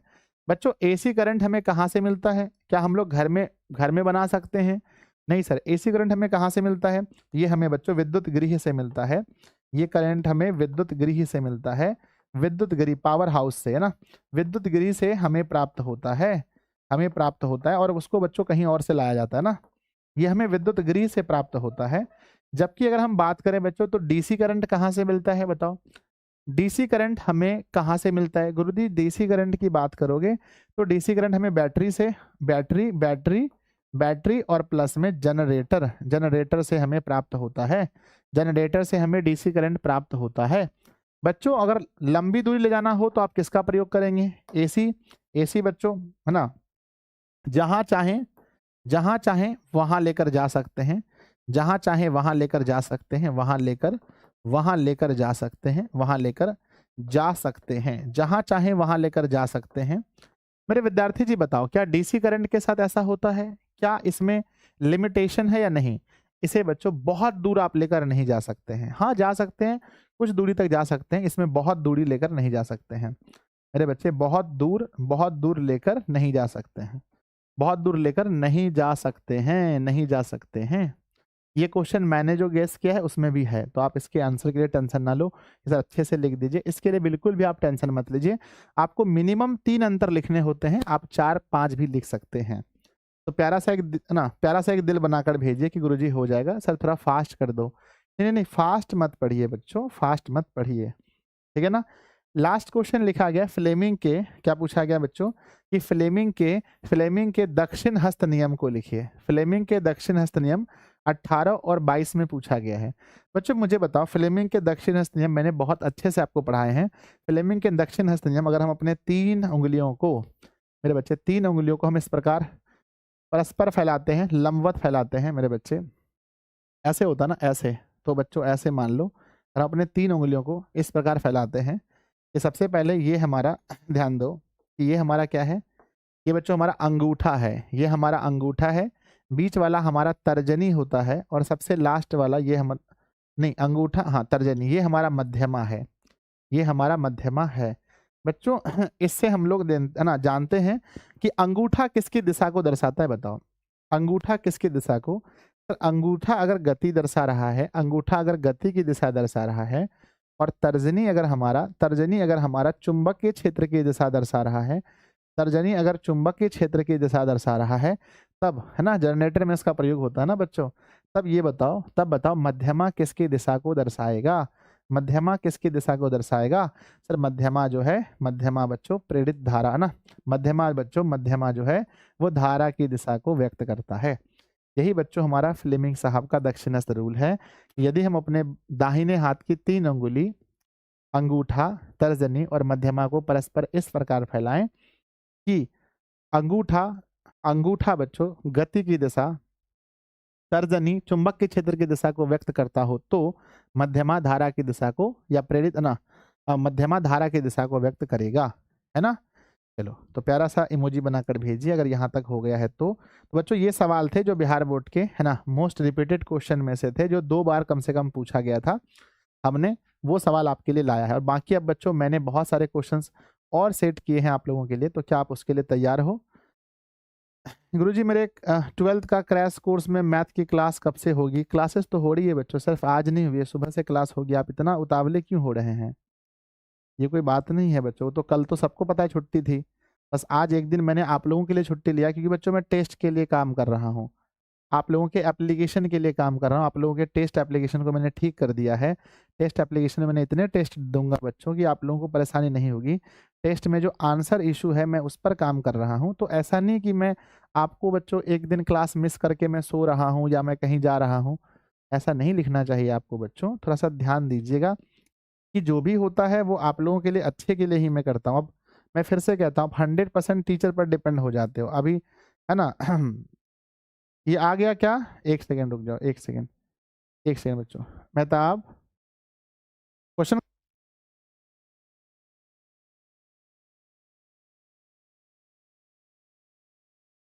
मेरे बच्चों 1 मिनट वेट करते हैं, 1 मिनट वेट करते हैं, है ना? आप लोग सेल्फ स्टडी कर रहे हो ना? मैं हमेशा कहता हूँ कि बच्चों आप 100% सिर्फ टीचर पर डिपेंड कभी भी मत होइए कि संजय सर आज क्लास में आएंगे तभी क्लासेस होंगी, नहीं तो क्लास नहीं होगी, ऐसा नहीं है बच्चों। तो सेल्फ स्टडी पर फोकस करना है। किस पर बच्चों? सेल्फ स्टडी पर फोकस करना है। और हाँ, टेस्ट वाले एप्लीकेशन में बच्चों इस बार आंसर की बहुत ज़्यादा बच्चों टेस्ट वाले ऐप पर बच्चों, ऐप पर जहाँ पर भी आंसर होगा बेधड़क आप हमें भेजना। अगर आपको कहीं पर भी ऑप्शन मतलब आंसर में डाउट हो, आप लोगों ने टेस्ट दिया है ना बच्चों, आप लोगों ने गलतियां तो देखी होंगी, जल्दी बताओ गलतियां देखी है ना? हाँ, जहां पर भी आपने गलतियां देखी हैं उस गलती को हमारे टीम को भेजना है। ऐसे मैं बच्चों आज रात में बहुत अच्छे से चेक करके ही कल पब्लिक करूंगा, तो आप चीज़ों को देख लेना एक बार अच्छे से, ठीक है ना? मिस्टेक तो है, जहां मिस्टेक है उनके बारे में हमें बताना, और फिर मैं उसको कवर करने का प्रयास करूंगा। आ जाओ, ठीक है। समझ में आ रहा है बच्चों अच्छे से? सर आपके इस क्वेश्चन से कितना मार्क्स ला सकते हैं? 14 नंबर का है बच्चों, तो 14 नंबर ही ला सकते हैं, उससे ज़्यादा ना उससे कम। आइए बच्चों, तो मैंने भी इस क्वेश्चन को सिलेक्ट किया है इस बार। तो बच्चों क्या बताओ, ये क्वेश्चन है कि प्रकाश के परावर्तन के नियम को लिखें। हो जाएगा? अब देखो कितना प्यारा आंसर है, जो आंसर आपने पढ़ा होगा वही आंसर यहाँ मिलेगा। बच्चों पहला नियम क्या था कि आपतन कोण बराबर परावर्तन कोण, है ना? आपतन कोण परावर्तन कोण के बराबर होता है, पहला नियम था। सेकेंड रूल ये है बच्चों, इसका सेकेंड रूल क्या कहता है? आपतित किरण, परावर्तित किरण एवं आपतन बिंदु पर खींचा गया अभिलंब तीनों एक ही समतल सतह पर होते हैं। ये हो जाएगा? बोलो हाँ या ना। यस यस यस, बिल्कुल, क्योंकि ये वही सवाल है बच्चों। मैंने पहले बताया कि बिहार बोर्ड ने जिस क्वेश्चन पर मोहर मारा है वो, और फिर बच्चों मैं इस बार 2025 के लिए मैं आपको बोल रहा हूँ कि जो जो सवाल मैं यहाँ से बोलता जाऊंगा, जो जो सवाल मैं यहाँ से कह रहा हूँ, सबका या तो स्क्रीनशॉट ले लेना, या तो लिख लेना, या तो पीडीएफ जरूर प्राप्त कर लेना बच्चों। सवाल नंबर 21 है बच्चों, गोलीय दर्पण क्या है, यह कितने प्रकार के होते हैं? तो बच्चों आप लोगों ने बहुत अच्छे से पढ़ा होगा गोलीय दर्पण के बारे में। ये गोलीय दर्पण हम उस दर्पण को कहते हैं, गोलीय दर्पण उस दर्पण को कहते हैं जिसका परावर्तक सतह किसी खोखले गोले का भाग होती है, या डायरेक्ट आप कह सकते हैं गोलीय दर्पण उस दर्पण को कहते हैं, गोलीय दर्पण उस दर्पण को कहते हैं जिसका परावर्तक सतह गोलीय होता है। यह बच्चों दो प्रकार के होते हैं, पहला हमारा लिखा गया है अवतल और दूसरा उत्तल। तो मुझे पता है कि ये आंसर देख करके सब लोग खुश है ना? बताओ कैसे हो? ये वाला आंसर देख करके क्या हाल है आप लोगों का? अच्छा फील हो रहा है अंदर से? अच्छा फील हो रहा है ना ये वाला आंसर देख करके कि सर ये तो वही आंसर है जो हम लोगों ने क्लास में पढ़ा है? हाँ बच्चों, यस गुरुजी, मस्त है सर। ठीक है ना? तो ये आंसर आपको वही मिलेंगे। तो दोनों क्वेश्चन हो गया, गोली दर्पण भी पूछा जाएगा।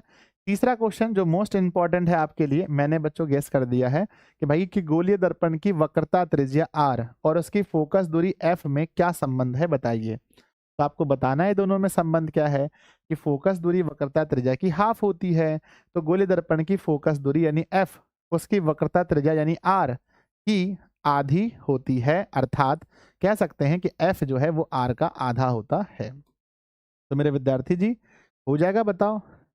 यस, मस्त है सर, मस्त है। याद है आपको? हाँ याद है तो आप टेंशन मत लेना बच्चों। अगला क्वेश्चन है, प्रकाश का अपवर्तन किसे कहते हैं? सवाल अगला है बच्चों कि प्रकाश का अपवर्तन किसे कहते हैं। तो मैंने बता दिया है कि एक पारदर्शी माध्यम से, मैंने क्या बताया बच्चों? मैंने बताया है प्रकाश की किरणों के एक पारदर्शी माध्यम से दूसरे पारदर्शी माध्यम में जाने पर दिशा परिवर्तन या मुड़ने की क्रिया को ही प्रकाश का अपवर्तन कहते हैं। आप चाहें तो एक प्यारा सा फिगर बना सकते हैं कि ऊपर का जो मामला है, ऊपर हमारा वायु है मान लीजिए, और नीचे हमारा जल है। तो बच्चों ऊपर वायु है तो वो विरल माध्यम है, विरल से अगर कोई भी आएगा सघन में, विरल से अगर कोई सघन में आएगा बच्चों तो क्या होगा बोलो? अभिलंब की तरफ मुड़ेगा या अभिलंब से दूर जाएगा?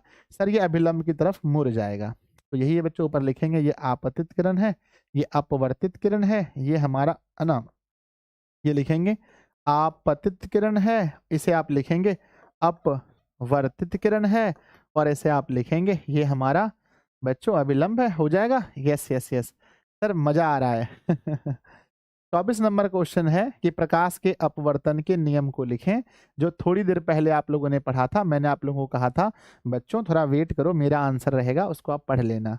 आंसर क्या है? प्रकाश के अपवर्तन के नियम दो होते हैं, पहला आपतित किरण, अपवर्तित किरण और अभिलंब तीनों एक ही समतल पर होते हैं, ये फर्स्ट रूल है।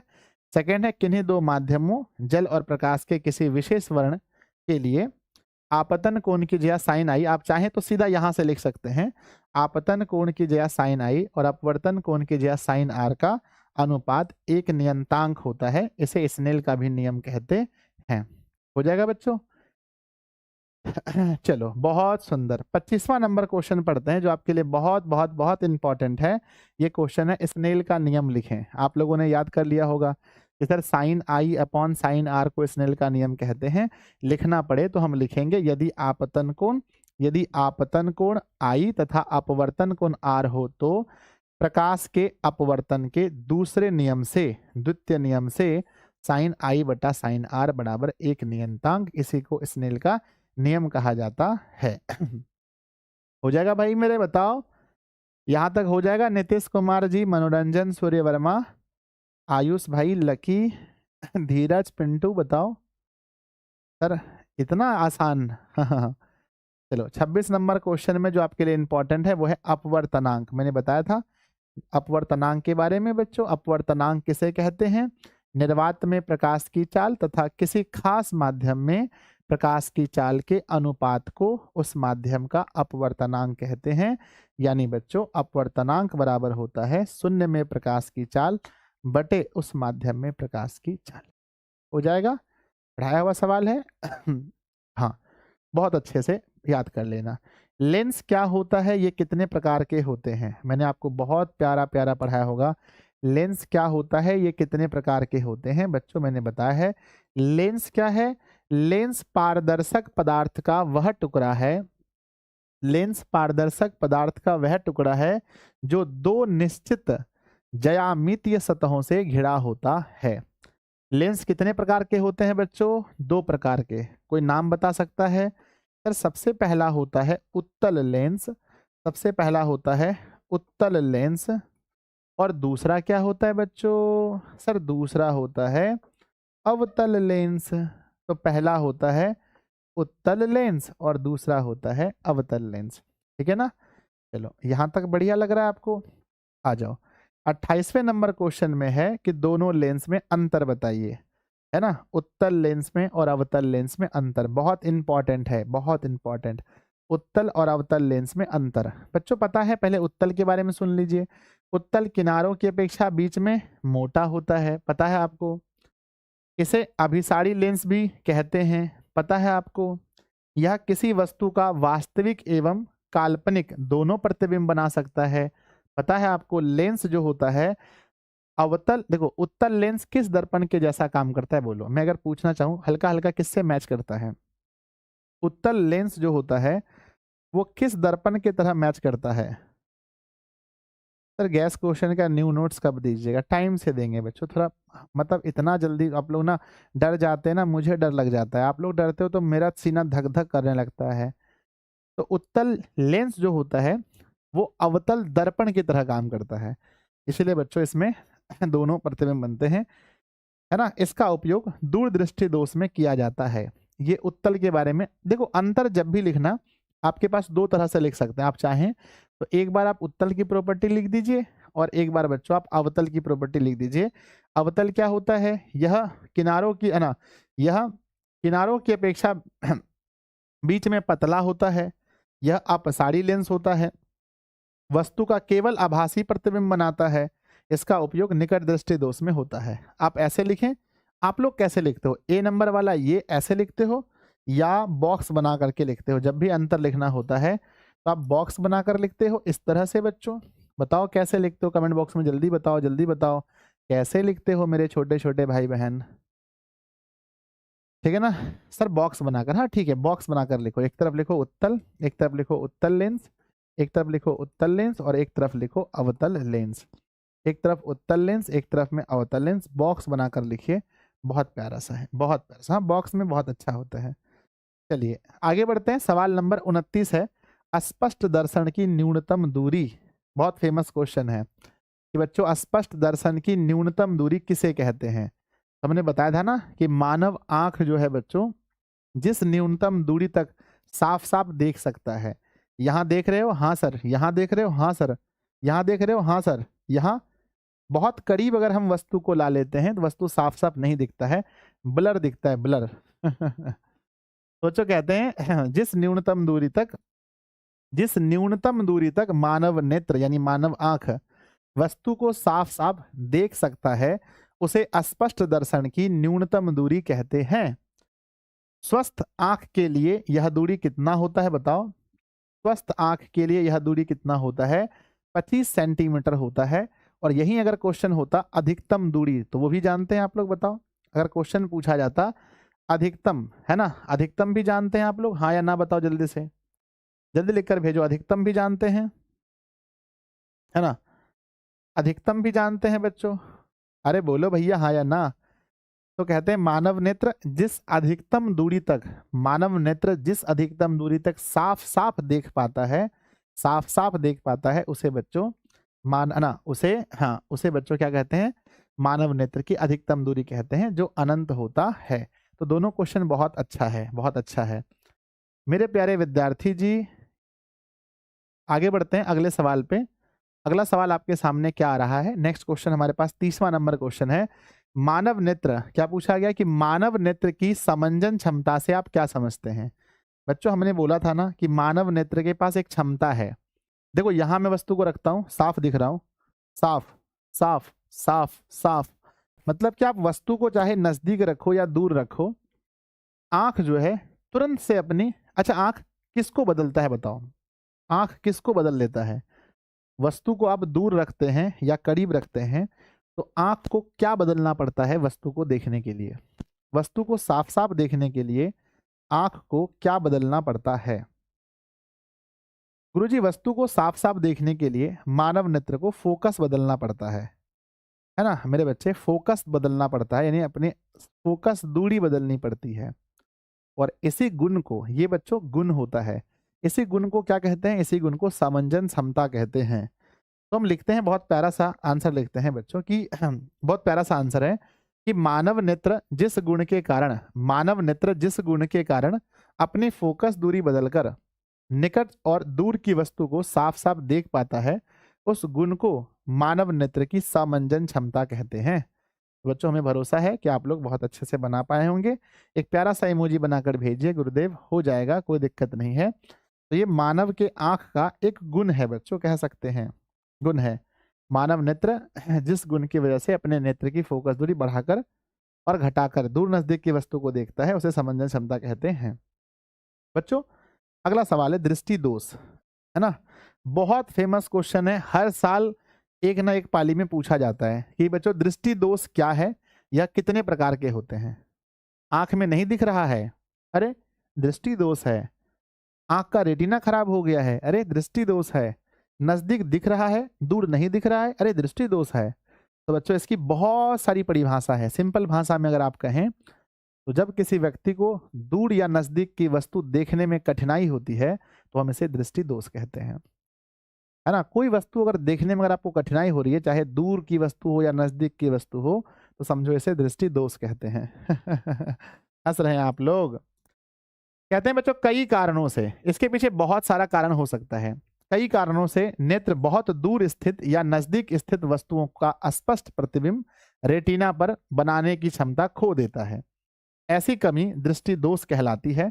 या कितने प्रकार के होते हैं, मैंने बोला था, मैंने आंसर लिख कर रखा है। तो दृष्टि दोष होता है, एक होता है निकट दृष्टि दोष, निकट दृष्टि दोष, एक होता है दूर दृष्टि दोष, और एक होता है जड़ा दूरदर्शिता। प्यारे बच्चों हो गया, आगे बढ़े अगले सवाल पर चलते हैं। अगला सवाल पूछा गया है निकट दृष्टि दोष क्या है, इसके निवारण, इसका कारण क्या है, इसका निवारण क्या है। ये सवाल नोट कीजिएगा, बड़ा इंपॉर्टेंट है। निकट दृष्टि दोष क्या है, इसका क्या कारण है, इसका निवारण क्या है। बच्चों निकट दृष्टि दोष में बताओ कि कौन सी वस्तु दिखेगी और कौन सी नहीं दिखेगी। सर निकट दृष्टि दोष में निकट दिखेगा, जो दोष होता है वो दिखता है। तो निकट दृष्टि दोष उस दोष को कहते हैं जिसमें व्यक्ति को निकट की वस्तु साफ साफ दिखती है और दूर की वस्तु को देखने में उसे कठिनाई होती है ना। सिंपल सी बात है बच्चों। तो कहते हैं सिंपल सी बात है बच्चों, हमने लिखा है कि भैया जो नेत्र दूर की वस्तुओं को साफ साफ नहीं देख सकता है उसमें निकट दृष्टि दोष होता है। आप सीधा ऐसे भी कह सकते हैं, ठीक है ना। आगे बच्चों कहते हैं कि इसके निम्नलिखित कारण हो सकते हैं। सबसे पहला कारण है नेत्र लेंस का मोटा हो जाना, है ना, मोटा हो जाना। अब ये मोटा कैसे होगा, क्योंकि बच्चों फोकस दूरी कम हो जाएगा, है ना। तो नेत्र लेंस की फोकस दूरी कम हो जाना। अब बच्चों जब ये मोटा होगा तो ये नेत्र गोलक, जब मोटा होगा तो नेत्र गोलक लंबा हो जाएगा।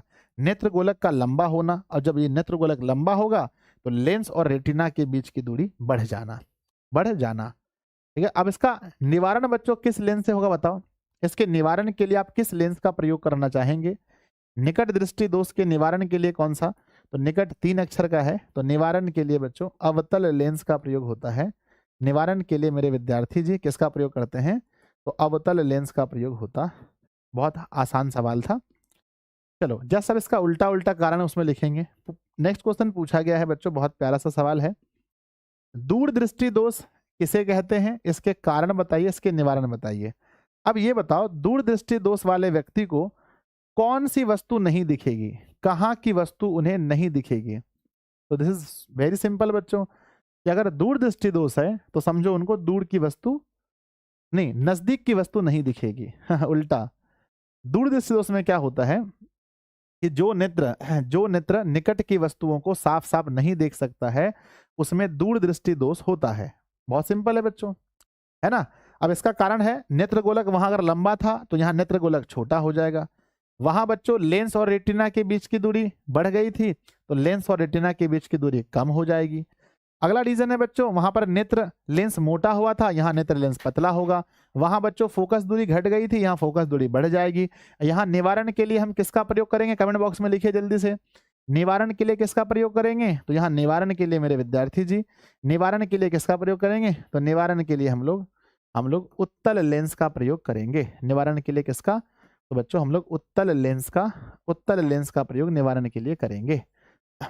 उत्तल लेंस का प्रयोग हम लोग निवारण के लिए करेंगे। तो मेरे प्यारे प्यारे विद्यार्थी जी, एक बार सब लोग, जितने भी बच्चे सेशन में जुड़े हैं, एक बार सेशन को लाइक कर दीजिए। जितने भी बच्चे जुड़े हैं एक साथ सब लोग सेशन को लाइक कर देंगे प्लीज। मेरे बच्चे जिन्होंने लाइक नहीं किया है, लगना चाहिए हाँ भाई साहब दिशा के बच्चे क्लास में जुड़े हुए हैं।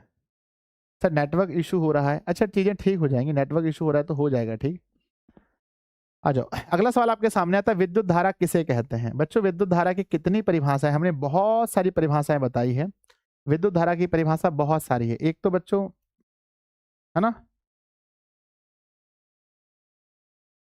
विद्युत धारा किसे, है ना, विद्युत धारा की परिभाषा बच्चों मैंने बताया है कि आवेश के प्रवाह की दर को भी बच्चों विद्युत धारा कहते हैं, या ऐसे भी कह सकते हैं, ये भी सही है, किसी चालक से होकर आवेशधारी कणों के प्रवाह को विद्युत धारा कहते हैं। कोई भी चालक है, अगर उसमें आवेशधारी कण क्या है बच्चों बताओ, आवेशधारी कण किसे कहते हैं बताओ?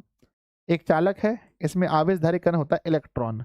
अगर बच्चों किसी भी चालक से होकर इलेक्ट्रॉन जा रहा है, इलेक्ट्रॉन जा रहा है, इसे बच्चों हम लोग विद्युत धारा कहते हैं। इसका ऐसा ही मात्रक क्या होता है? इसका ऐसा ही मात्रक एम्पियर होता है। आप चाहें तो वो भी लिख सकते हैं कि आवेश के प्रवाह की दर को विद्युत धारा कहते हैं। दोनों परिभाषा अपने जगह सही है। विभव किसे कहते हैं? बच्चों मैंने पढ़ाया था आपको विभव और विभवांतर। बच्चों विभव क्या है? एक कार्य का, है ना, कार्य का बच्चों परिमाण है। बताओ बच्चों विभव में क्या होता है? ये आपके सामने विद्युत क्षेत्र है, ये पूरा का पूरा विद्युत क्षेत्र है, ये आपके पास विद्युत क्षेत्र है, ध्यान दीजिएगा, ये आपके पास विद्युत क्षेत्र है। अब ये विद्युत क्षेत्र में बच्चों अनंत पर कोई आवेश है, अनंत पर कोई इकाई आवेश है, मतलब एगो आवेश है, एक ठो आवेश है अनंत पर, अनंत में एक आवेश है, और यहाँ पर विद्युत क्षेत्र में कोई बिंदु ए है।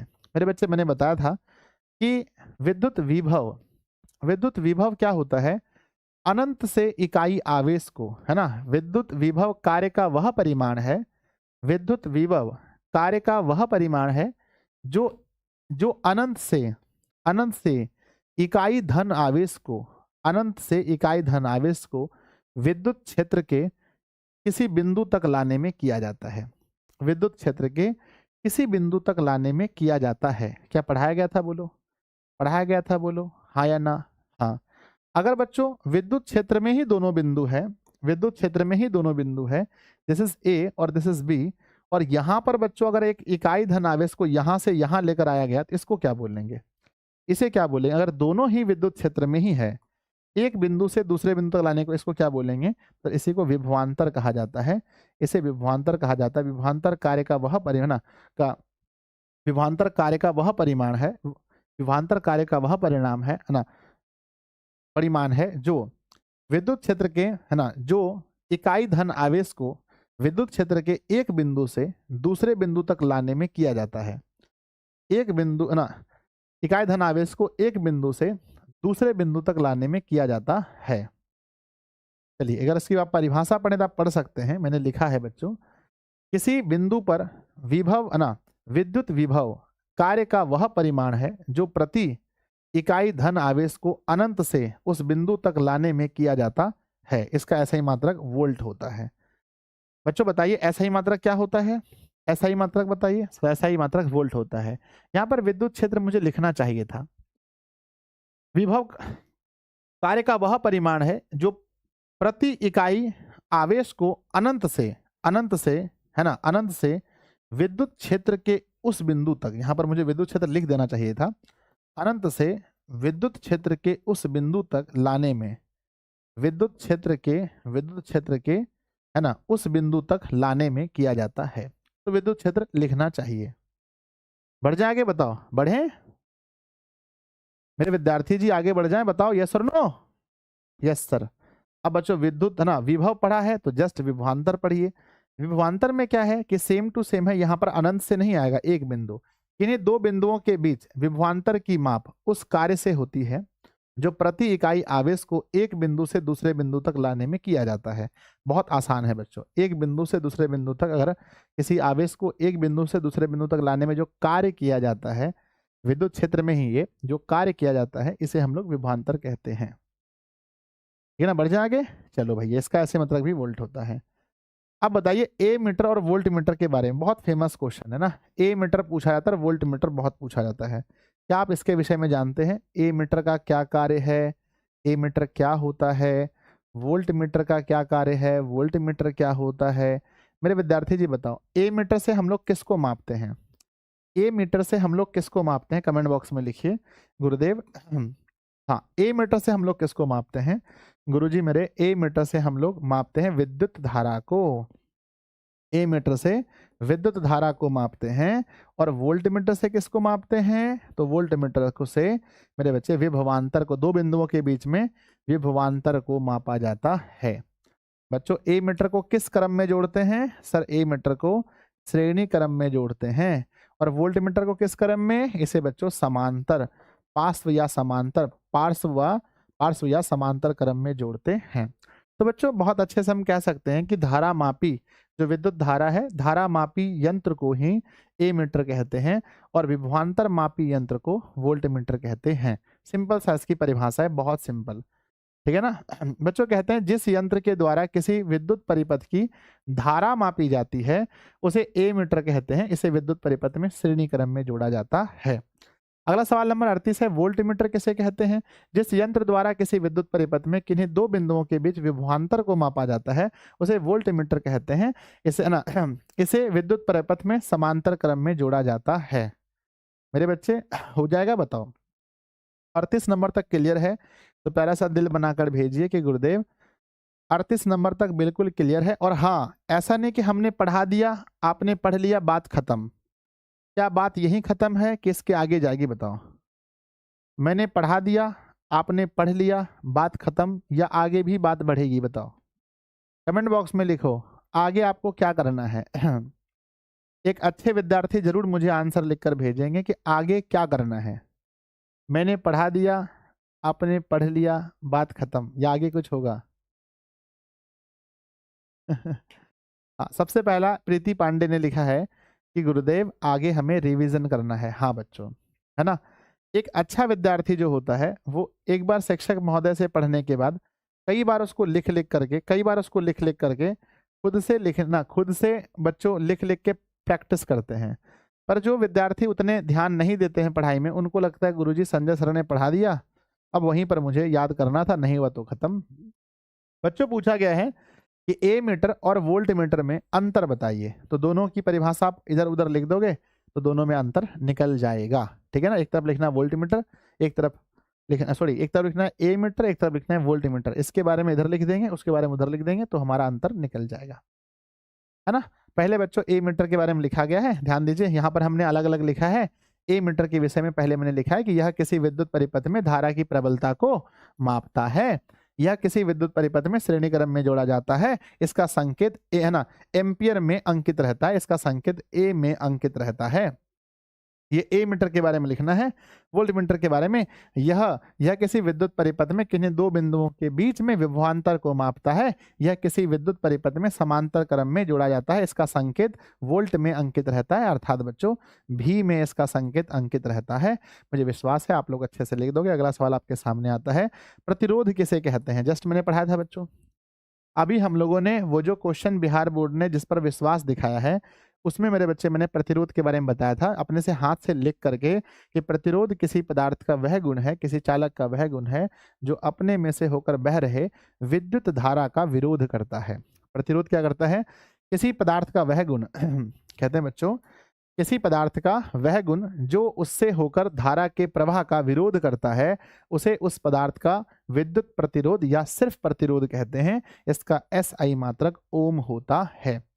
41 नंबर क्वेश्चन आपके सामने, किसी चालक का प्रतिरोध किन किन बातों पर निर्भर करता है। ये मैंने भी गेस किया है बच्चों, बहुत इंपॉर्टेंट सवाल है। तो आपको पता है किस पर निर्भर करता है, चालक की लंबाई पर, चालक की मोटाई पर, चालक के पदार्थ पर और चालक के ताप पर।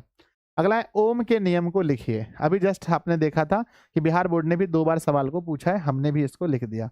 भैया ओम के नियम बता दीजिए। कहते यदि किसी चालक के ताप में परिवर्तन ना हो, अगर कोई चालक है और उसके ताप में आप परिवर्तन नहीं करते हो तो उसमें प्रवाहित धारा I, उसमें जो बह रही है धारा I, जो धारा I बह रही है उसके सिरों के बीच आरोपित विभवांतर V के समानुपाती होता है। मैंने बताया भी था बच्चों, मान लो कि हमारे पास एक बैटरी है, बैटरी में बच्चों है ना, बैटरी बच्चों वोल्ट में होता है, बैटरी हमारे पास है और यहाँ पॉजिटिव नेगेटिव, यहाँ से करंट फ्लो हो रहा है, ध्यान रखना करंट निकल रहा है। मेरे प्यारे प्यारे जिगर के टुकड़े बताओ, करंट यहाँ से निकल रहा है। तो मान लो कि हमने यहाँ पर 6 वोल्ट की एक बैटरी लगाई है और यहाँ से करंट निकल रहा है, मान लो कि बच्चों करंट निकल रहा है 3 एम्पियर की धारा, ठीक है ना, 6 वोल्ट में। अब ये बताओ कि अगर मैं इस 6 वोल्ट की बैटरी को 12 वोल्ट कर देता हूं तो करंट कितना होगा। 6 वोल्ट को अगर 12 वोल्ट कर देता हूं तो करंट कितना होगा। सर हिंदी की क्लास होगी, बिल्कुल मेरा प्रयास रहेगा क्लास लेने का आज। ऐसे बच्चों मुझे टेस्ट के बारे में बहुत सारा कार्य करवाना है आज, हो सकता है मैं देखता हूँ ये बच्चों दोनों काम आप ही लोगों का है ना, टेस्ट भी लगाना आप लोग का काम है, क्लास भी आप लोगों का काम है ना। अब देखो कुछ बच्चों सिर्फ यही पूछते हैं आपके गेस क्वेश्चन से कितना नंबर आ जाएगा। भाई पढ़ाई तो कीजिए आप हमेशा आप इस पर फोकस करते हैं, शॉर्टकट रास्ता मत अपनाइए बच्चों। आपको जो पढ़ना आपका काम है, लेकिन आप पूछ रहे हैं सर गेस क्वेश्चन से कितना नंबर आ जाएगा। झूठ बोल के मैं कुछ भी कह देता हूँ आपको, जाओ सब क्वेश्चन आ जाएगा, है ना। 6 का ये दुगना 12 हो गया, तो यहाँ बच्चों 3 दूना 6, यानी कि समानुपाती है। अब मान लो बैटरी मैंने 18 वोल्ट की लगा दी, बैटरी मैंने 18 वोल्ट की लगा दी, तो सोचो करंट कितना बहेगा। सर बैटरी 18 वोल्ट की है तो ये 6 से 3 गुना हो गया 18, तो यहाँ 3 से 3 गुना 9 हो जाएगा, यानी सोचो कि आधा बह रहा था ना, आधा। तो मेरे विद्यार्थी जी ये होता है कि जैसे जैसे बैटरी बढ़ाओगे तो उसमें बहने वाली करंट जो है वो भी बढ़ेगा। सिंपल सा रूल है, इसे तो बच्चों इसे ही हम लोग ओम का नियम कहते हैं। विद्युत शक्ति क्या है बच्चों, मैंने बताया था ना, ऊर्जा के व्यय की दर को विद्युत शक्ति कहते हैं, है ना। किसी विद्युत परिपथ में विद्युत ऊर्जा के व्यय की दर को उस परिपथ की विद्युत शक्ति कहते हैं। बच्चों शक्ति W बराबर J/S होता है, जहां हम लोग कहते हैं बच्चों शक्ति का परिभाषा पढ़ाया था, P बराबर VI, P बराबर बच्चों I²R और P बराबर बच्चों V²/R। तो क्या आप विद्युत शक्ति के बारे में जानते हैं। लिख देंगे कि विद्युत परिपथ में विद्युत ऊर्जा के व्यय की दर को विद्युत शक्ति कहते हैं। हो जाएगा तो प्यारा सा इमोजी बनाकर भेजिए कि विद्युत शक्ति क्या है। किसी विद्युत परिपथ में विद्युत ऊर्जा के व्यय की दर को विद्युत शक्ति कहते हैं। आइए अब अगला हमारा क्वेश्चन है बच्चों कि जब हम प्रतिरोधकों को जोड़ते हैं तो आप लोग जानते होंगे पहले से, मान लीजिए कि हमारे पास एक डिवाइस है बच्चों, मान लो ये डिवाइस नंबर A है जिसका 5 ओम इसका प्रतिरोध है। अब डिवाइस नंबर B है जिसका मान लो कि 6 ओम प्रतिरोध है। तो हमने बताया भाई कि अगर हम श्रेणी क्रम में इसको जोड़ते हैं तो हमारा समतुल्य प्रतिरोध क्या होगा। श्रेणी क्रम में समतुल्य प्रतिरोध क्या होगा, कमेंट बॉक्स में कोई लिख सकते हैं समतुल्य प्रतिरोध क्या होगा। तो आप कहेंगे कि सर अगर आप श्रेणी क्रम की बात करते हैं, श्रेणी क्रम में हमारा समतुल्य प्रतिरोध क्या होगा, तो वहाँ फार्मूला होता है कि बच्चों अगर हम R में जोड़ते हैं तो ये सीधा होता है कि दोनों को सीधा जोड़ देना है, यानी बच्चों 5 ओम और प्लस में 6 ओम इज इक्वल टू 11 ओम हमारा सही उत्तर होगा इस श्रेणी क्रम में। अगर हम देखें बच्चों, इसी को पार्श्व या समांतर क्रम में जोड़ा जाए तो हमारा समतुल्य प्रतिरोध क्या होगा। तो मेरे बच्चे समतुल्य प्रतिरोध पास में क्या होता है कि हम लोग सिंपल सीधा नहीं निकलता, हम कहते हैं कि समतुल्य प्रतिरोध का व्युत्क्रम, यहाँ क्या होता है समतुल्य प्रतिरोध का जो व्युत्क्रम है वो मेरे बच्चे जो हमारा प्रतिरोध दिया गया है उसके व्युत्क्रम के योगफल के बराबर होता है। तो 1/R इज इक्वल टू हम लोग लिखते हैं कि 1/5 है और प्लस में 1/6 है बच्चों ना। तो 6 है और 5 है, इसका एलसीएम ले लेंगे तो 6 पंजे 30। 5 की पहाड़े में 6 बार में, और यहाँ बच्चों हो जाएगा हमारा 5 बार में। 11/30 हो जाएगा बच्चों, ये 1/r की वैल्यू है मेरे बच्चे। अगर हम इसको सीधा करेंगे तो 30/11 ओम हो जाएगा, है ना। r बराबर लिखेंगे तो 1/r का मान है 11/30, इसको उल्टा देंगे तो ये हो जाएगा r, और वो उल्ट जाएगा 30/11। ये हमारा हो जाएगा, ये है बच्चों हमारा, ये हमारा 500 क्रम है। 11/30 आया 1/r का मान, और हमने इसको जब सीधा किया, अब मतलब r निकाला, तो बच्चों ये पलट जाएगा, 30 चला जाएगा ऊपर, r है नीचे। तो बच्चों यही बात पूछा गया है कि प्रतिरोधकों का श्रेणी क्रम समूहन से आप क्या समझते हैं। श्रेणी क्रम समूहन से आप क्या समझते हैं, तो वही बात को लिखना है कि श्रेणी क्रम में क्या होता है।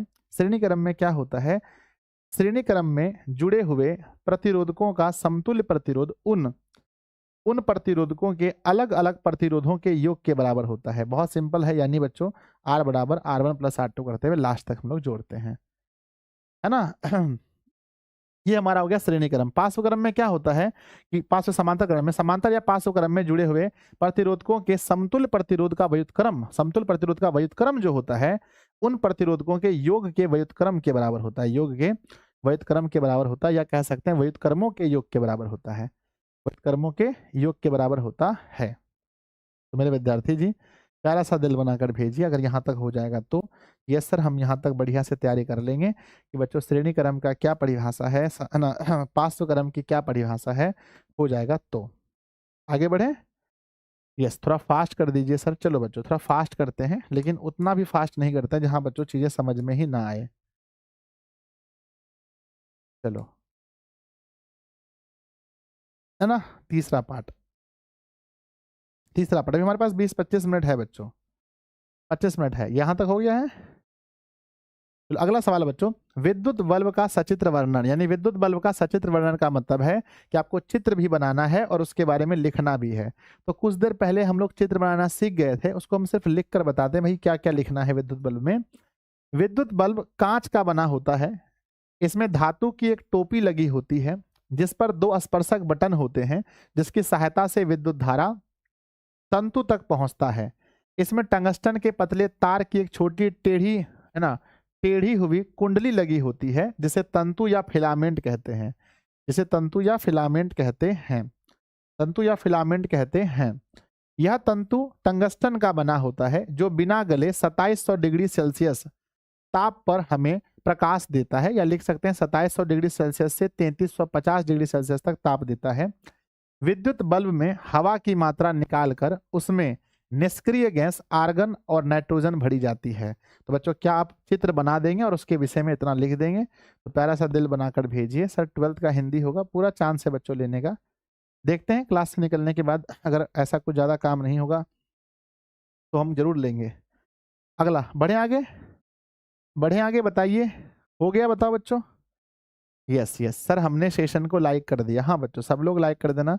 जिन बच्चों ने सेशन को लाइक नहीं किया है सब लोग सेशन को लाइक्स वगैरह कर लेना, क्योंकि ये क्लास बहुत बेहतरीन है आपके लिए। आइए बच्चों आगे बढ़ते हैं। नेक्स्ट हमारा क्वेश्चन क्या है? अगला क्वेश्चन है फ्यूज। बच्चों मैंने फ्यूज के बारे में पढ़ाया था आपको। फ्यूज के बारे में, हमारे घर में ओवरलोड हो जाए, मशीन बच्चों तार की क्षमता से ज्यादा वोल्टेज खींचने लगे, तार गल जाए, तो उसे अति भारण कहते हैं। कई बार बच्चों लाल और काला तार आपस में सट जाता है, उसे लघु पतन कहते हैं। शॉर्ट सर्किट और ओवरलोड दोनों की वजह से हमारे घर में बहुत सारे जो उपकरण हैं वो क्षतिग्रस्त हो सकते हैं, और उससे हमें बचाता कौन है? फ्यूज।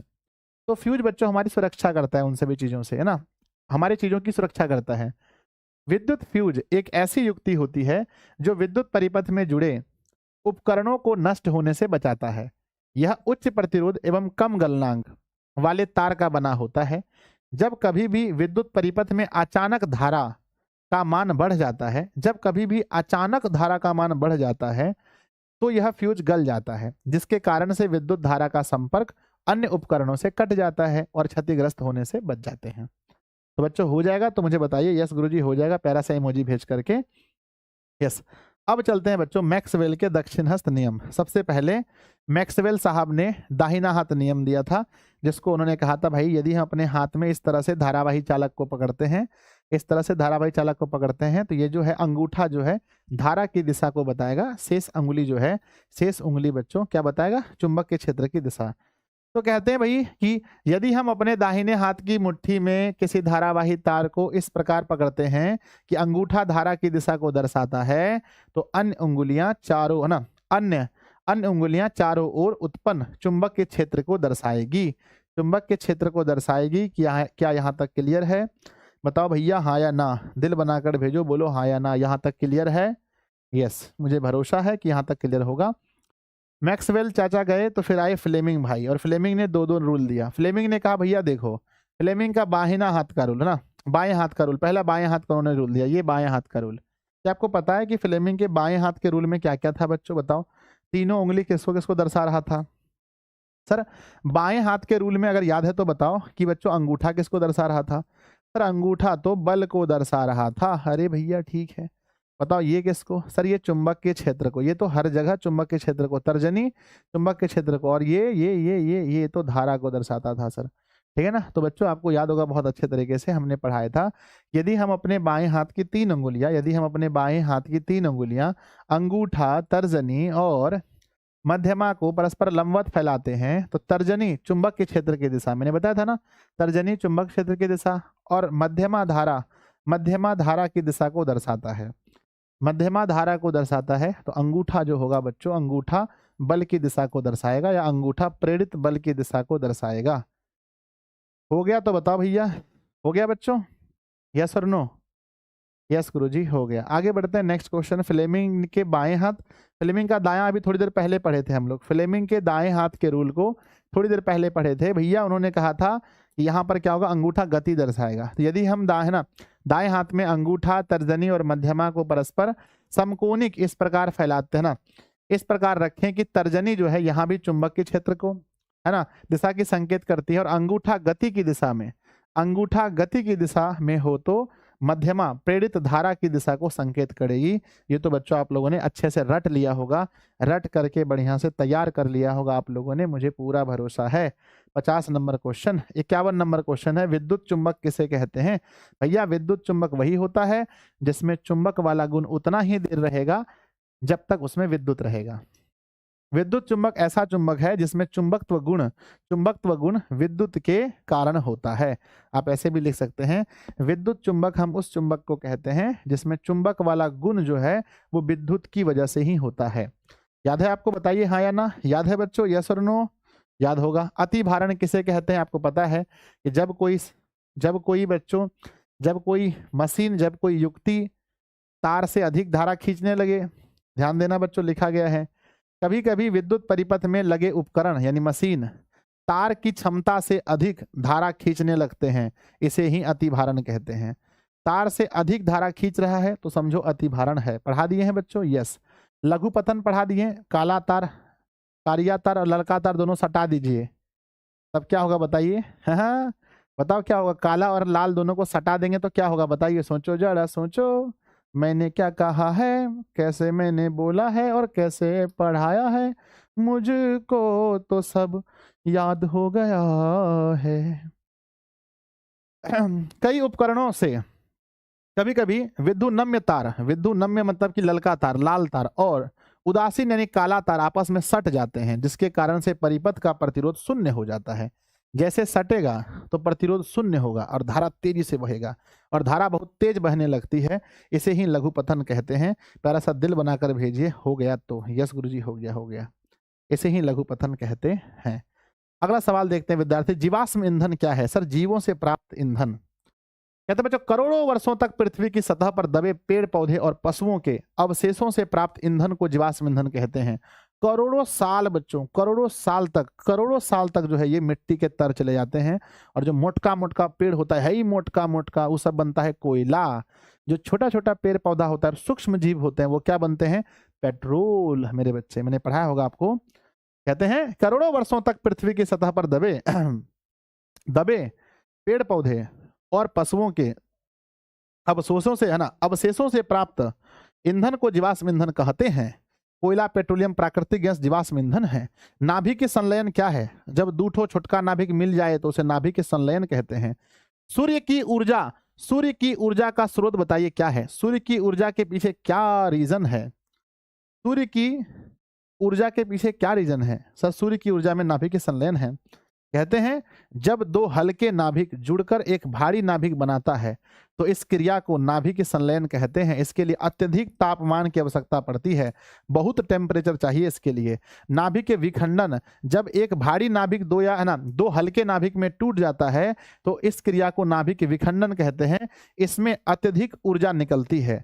बच्चों नाभिक के संलयन के लिए बहुत ऊर्जा चाहिए और नाभिक के विखंडन में बहुत ऊर्जा निकलती है, बहुत ऊर्जा निकलती है, बहुत ऊर्जा निकलती है, बहुत ऊर्जा निकलती है। मेरे विद्यार्थी जी, ये था आपके सामने 56 सवाल और यहीं तक था अपना सफर। बच्चों लघु उत्तरीय प्रश्नों का बताइए आप लोगों को क्लास कैसा लगा? बहुत दिनों के बाद सब्जेक्टिव का क्लास करके कैसा लगा, है ना बच्चों? जल्दी बताओ क्लास कैसा, जल्दी से, है ना? बहुत दिनों के बाद सब्जेक्टिव का क्वेश्चन करके आपको कैसा लगा? गुरुजी अच्छा लगा, बहुत अच्छा लगा। हाँ बच्चों, अच्छा लगना ही चाहिए, ठीक है ना? चलिए अब सब्जेक्टिव सवाल में दीर्घ उत्तरीय क्वेश्चन में, दीर्घ उत्तरीय सवाल में लिखिएगा, दीर्घ का इंपॉर्टेंट लिखिएगा। आपको जो पढ़ना है मेरे बच्चे, दीर्घ का महत्वपूर्ण, है ना? दीर्घ का महत्वपूर्ण कौन कौन सा पढ़ना है आपको निकाल करके बच्चों दे दिया जाएगा इस वीडियो के नीचे वाले वीडियो में। सबसे पहले बच्चों मैंने पढ़ाया होगा कि बच्चों अवतल दर्पण में सिद्ध करें R बराबर 2F। अवतल या उत्तल दोनों में हम पढ़ाए हैं, F बराबर R/2 बहुत अच्छे से पढ़ाए हैं बच्चों। इसको आपको इस वीडियो को देखना है। क्वेश्चन नंबर दूसरा, अवतल दर्पण में सिद्ध करें। अवतल दर्पण रहे मेरे बच्चे या उत्तल दर्पण रहे, दर्पण सूत्र आपको सिद्ध करने के लिए सीखना है, जो कि मैंने पढ़ाया है बहुत अच्छे से, बहुत अच्छे से पढ़ाया है दोनों दर्पण में। उसके बाद मेरे विद्यार्थी जी, है ना, उत्तल उत्तल लेंस में सिद्ध करें। अब उत्तल लेंस में नहीं, उत्तल अवतल दोनों लेंस में, तो यानी कि लेंस सूत्र, दर्पण सूत्र दोनों बच्चों, और F बराबर R/2 तीनों बहुत इंपॉर्टेंट है। उसके बाद मेरे बच्चे मानव नेत्र का स्वच्छ नामांकित चित्र, नामांकित चित्र, और किसी प्रकार, है ना, किस प्रकार निकट रखी वस्तुओं और दूर रखी वस्तुओं को देखने के लिए पक्षमाभी पेशियां अभिनेत्र लेंस की फोकस दूरी को समायोजित करती है। वो आपको यहाँ पर बताना है कि बच्चों किस तरह से अपनी फोकस दूरी को बढ़ाता है और घटाता है। तो ये इंपॉर्टेंट है, मानव नेत्र का आंख का चित्र आपको बनाना बहुत इंपॉर्टेंट है। अगला है मेरे बच्चे दृष्टि दोष क्या है, ये तो पढ़ाए हैं। यह कितने प्रकार के होते हैं, इसका निवारण कैसे किया जाता है। देखिए 2011 में पूछा है 6 नंबर में, 11, 16, 18 और 20, है ना, 4 साल पूछा गया है, 4 साल पूछा गया है दृष्टि दोष के बारे में। अगला सवाल है बच्चों वर्ण विक्षेपण के बारे में। वर्ण विक्षेपण ध्यान दीजिएगा, लग रहा है कि सर क्वेश्चन लघु उत्तरीय है पर दीर्घ उत्तरीय आता है। प्रकाश के वर्ण विक्षेपण से आप क्या समझते हैं, सचित्र स्पष्ट कीजिए और इंद्रधनुष की व्याख्या कीजिए। हमने आपको इंद्रधनुष भी पढ़ाया है, हमने आपको वर्ण विक्षेपण भी पढ़ाया है, उसका चित्र भी बनाकर दिखाया है। वर्ण विक्षेपण बच्चों यानी आपको चित्र बनाना है किसका, प्रिज्म का, और उसमें से होकर के सूर्य के प्रकाश को गुजारना है। नेक्स्ट है विद्यार्थी, ये सवाल आपको हम पढ़ाएंगे, ओम के नियम को लिखे, यहाँ तक पढ़ाए हैं। इसकी सत्यापना हम आपको नहीं पढ़ाए हैं, तो बच्चों ये आपको पढ़ाएंगे कब, जब आपको हम लेके आ रहे हैं बच्चों अंतिम प्रहार सीरीज। तो अंतिम प्रहार सीरीज में एक दिन बहुत प्यार से आपको हम पढ़ा देंगे कि ओम के नियम की व्याख्या को पढ़े, है ना। तो बहुत इंपॉर्टेंट सवाल ये भी है। अगला है बच्चों मोटर, हम आपको पढ़ा दिए हैं, तो मोटर का वीडियो एक जगह रख देंगे। विद्युत मोटर क्या है, इसके सिद्धांत और क्रियाविधि का सचित्र वर्णन कीजिए। और इसमें बच्चों विभक्त वलय का क्या महत्व है। विभक्त वलय जो होता है वो बच्चों करंट को चेंज करता है, आधे परिभ्रमण के पश्चात ही करंट की दिशा को बदलता है। 19, 16 और 22, है ना। अभी नया वाला ऐड देखें तो उसमें भी पूछा गया था, 24 में भी आया था ना। अगला एक हो गया मोटर, एक हो गया बच्चों डायनमो, यानी कि जिसको विद्युत जनित्र कहते हैं, जनरेटर क्या है, इसके सिद्धांत और कार्यविधि का सचित्र वर्णन करें। 16, 22, 16, 16, 12 और 19। तो बच्चों बताइए दीर्घ में कितने सवाल को आपको पढ़ना है, दीर्घ में कितने सवालों को पढ़ना है, कमेंट बॉक्स में लिखिए।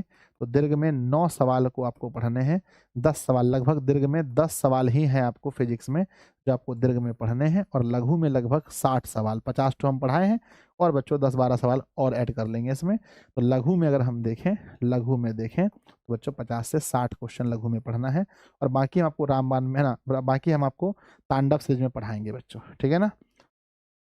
तो बताइए कैसा रहा क्लास, बताइए आप लोग कि सर सब्जेक्टिव क्लास बहुत दिनों से डिमांड हो रहा था, सब्जेक्टिव सब्जेक्टिव सब्जेक्टिव, तो सब्जेक्टिव हो गया, कैसा लगा सर। केमिस्ट्री का भी करवा दीजिए, ठीक है बच्चों। सर सारा मुझे याद है, अच्छी बात है, प्रैक्टिस कर, जितना मैंने बोला है इतना आपको प्रैक्टिस करना है। अब देखो ये काम आपका है बच्चों, प्रैक्टिस करना आप लोगों का काम है, ये प्रैक्टिस तो आप लोग को करना पड़ेगा। वीडियो मैंने पूरा बताया, चाहे तो आप वीडियो ढूंढ ढूंढ के देख सकते हैं, आपके क्रैश कोर्स में है हर जगह। पीडीएफ कब मिलेगा? अभी मिल जाएगा बच्चों, ठीक है ना। वो वाले पीडीएफ के लिए एक हादसा हो गया है बच्चों, ठीक है ना।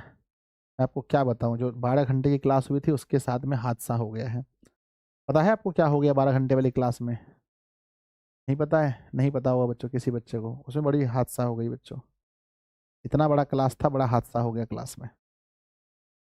ये हो गया बच्चों की पीडीएफ ना, उस क्लास में अगर देखा जाए तो उस क्लास को खत्म होने के बाद बच्चों पीडीएफ को सेव 1326 लगभग लगभग बच्चों लगभग 1330 पेज था उसमें। 1330 पेज था। और होने के बाद बच्चों हमने सेव किया, तो सेव होने के टाइम में दिखाया कि हाँ भाई 1330 पेज जो है सेव्ड हो चुका है। वहां पर दिखाया बच्चों कि 1330 पेज सेव हो गया। पर सेव होने के बाद जब आप लोग को भेजने के लिए हम गए, है ना, जब आप लोग को बच्चों भेजने के लिए हम गए, तो भेजने के लिए गए तो देखें मात्र 129 पेज सेव हुआ है। मात्र 129 पेज सेव हुआ है, बाकी सेव ही नहीं हुआ है। फिर बच्चों मैंने बहुत कोशिश किया, तब तक मैं इसको पूरी तरह से काट दिया गया था, मतलब हटा दिया गया था यहाँ से एग्जिट, तो वो मिला ही नहीं। बहुत कोशिश किया गया, पर आप लोग को फिर से वो आंसर मिला करके आंसर मार करके हम फिर आपको देंगे बच्चों, ठीक है ना। आप लोग टेंशन मत लीजिए, है ना। वही है कि बच्चों डिस्कशन नहीं रहेगा, लेकिन आंसर हम उसमें फिर से मार करके लगा करके आंसर हम आपको फिर से दे रहे हैं। तो आंसर हम उसमें फिर से टिक मार के आपको पीडीएफ देंगे। उसके अलावा आप निश्चिंत रहिए, पर बहुत बड़ा दिक्कत हो गया, बहुत बड़ा इशू रहा, है ना। तो बताइए अब बच्चों, कल एप्लीकेशन लॉन्चिंग के लिए, कल रामबाण लॉन्चिंग में कौन कौन आ रहा है? एक बार अपनी हाजिरी लगाइए इस पर। कल बच्चों रामबाण सीरीज के लॉन्चिंग में जो बहुत बड़ा रिकॉर्ड बनने वाला है, और बच्चों एप्लीकेशन के लॉन्चिंग में कौन कौन पहुंच रहा है? कौन कौन पहुंच रहा है? गुरुजी हम पहुंच रहे हैं, ठीक है। कौन कौन पहुंच रहा है? गुरुजी हम पहुंच रहे हैं। सब दोस्तों को, अपने जितने भी दोस्त हैं सभी दोस्तों को कह दीजिएगा कि भाई कि कल सब लोग तैयार रहे गए, है ना। कल बच्चों आपके बड़े भाई भी आ रहे हैं यहाँ पर, 12th वाले भी आने वाले हैं, 11th वाले भी आने वाले हैं। तो कल तो बच्चों महाधमासान होना चाहिए, ठीक है ना। कल महाधमासान होना चाहिए। बाकी आप लोग प्रैक्टिस कीजिए अच्छे से, आज की क्लास को देखिए, अच्छे से पढ़िए बच्चों। कल महाधमासान होना चाहिए, कल लगना चाहिए कि बच्चों की दिशा में कुछ हो रहा है ना। ज़्यादा हम क्या कहेंगे, आप लोग कल जुड़िएगा शाम के 6:30 बजे। तब तक के लिए बच्चों पढ़िए, हंसते रहिए, मुस्कुराते रहिए, और हम आप लोगों के लिए टेस्ट वाले एप्लीकेशन में टेस्ट की सुविधा उपलब्ध कर रहे हैं, ठीक है। धन्यवाद बच्चों, बाय। लव यू सभी को, बाय बच्चों। इसका पीडीएफ मिल जाएगा ये तो कल 6:30 बजे। कब जुड़ना है बच्चों बताओ, कल कितने बजे जुड़ना है सबको? सबको बताओ टाइम। जितने बच्चे इस वीडियो को रिकॉर्डेड देखेंगे, आप सभी को मैंने कहा है, आमंत्रण है मेरा, आमंत्रण स्वीकार कीजिए। 6:30 बजे आइएगा, 6:30 बजे सबको 6:30 बजे आना है। 6:30 बजे शाम को हर विद्यार्थी को आना है बच्चों। मिनिमम 20,000 प्लस विद्यार्थी जी तो कल रहने ही चाहिए, 20 के प्लस कुछ भी हो जाए, है ना। कोशिश करते हैं, चलो बाय, लव यू।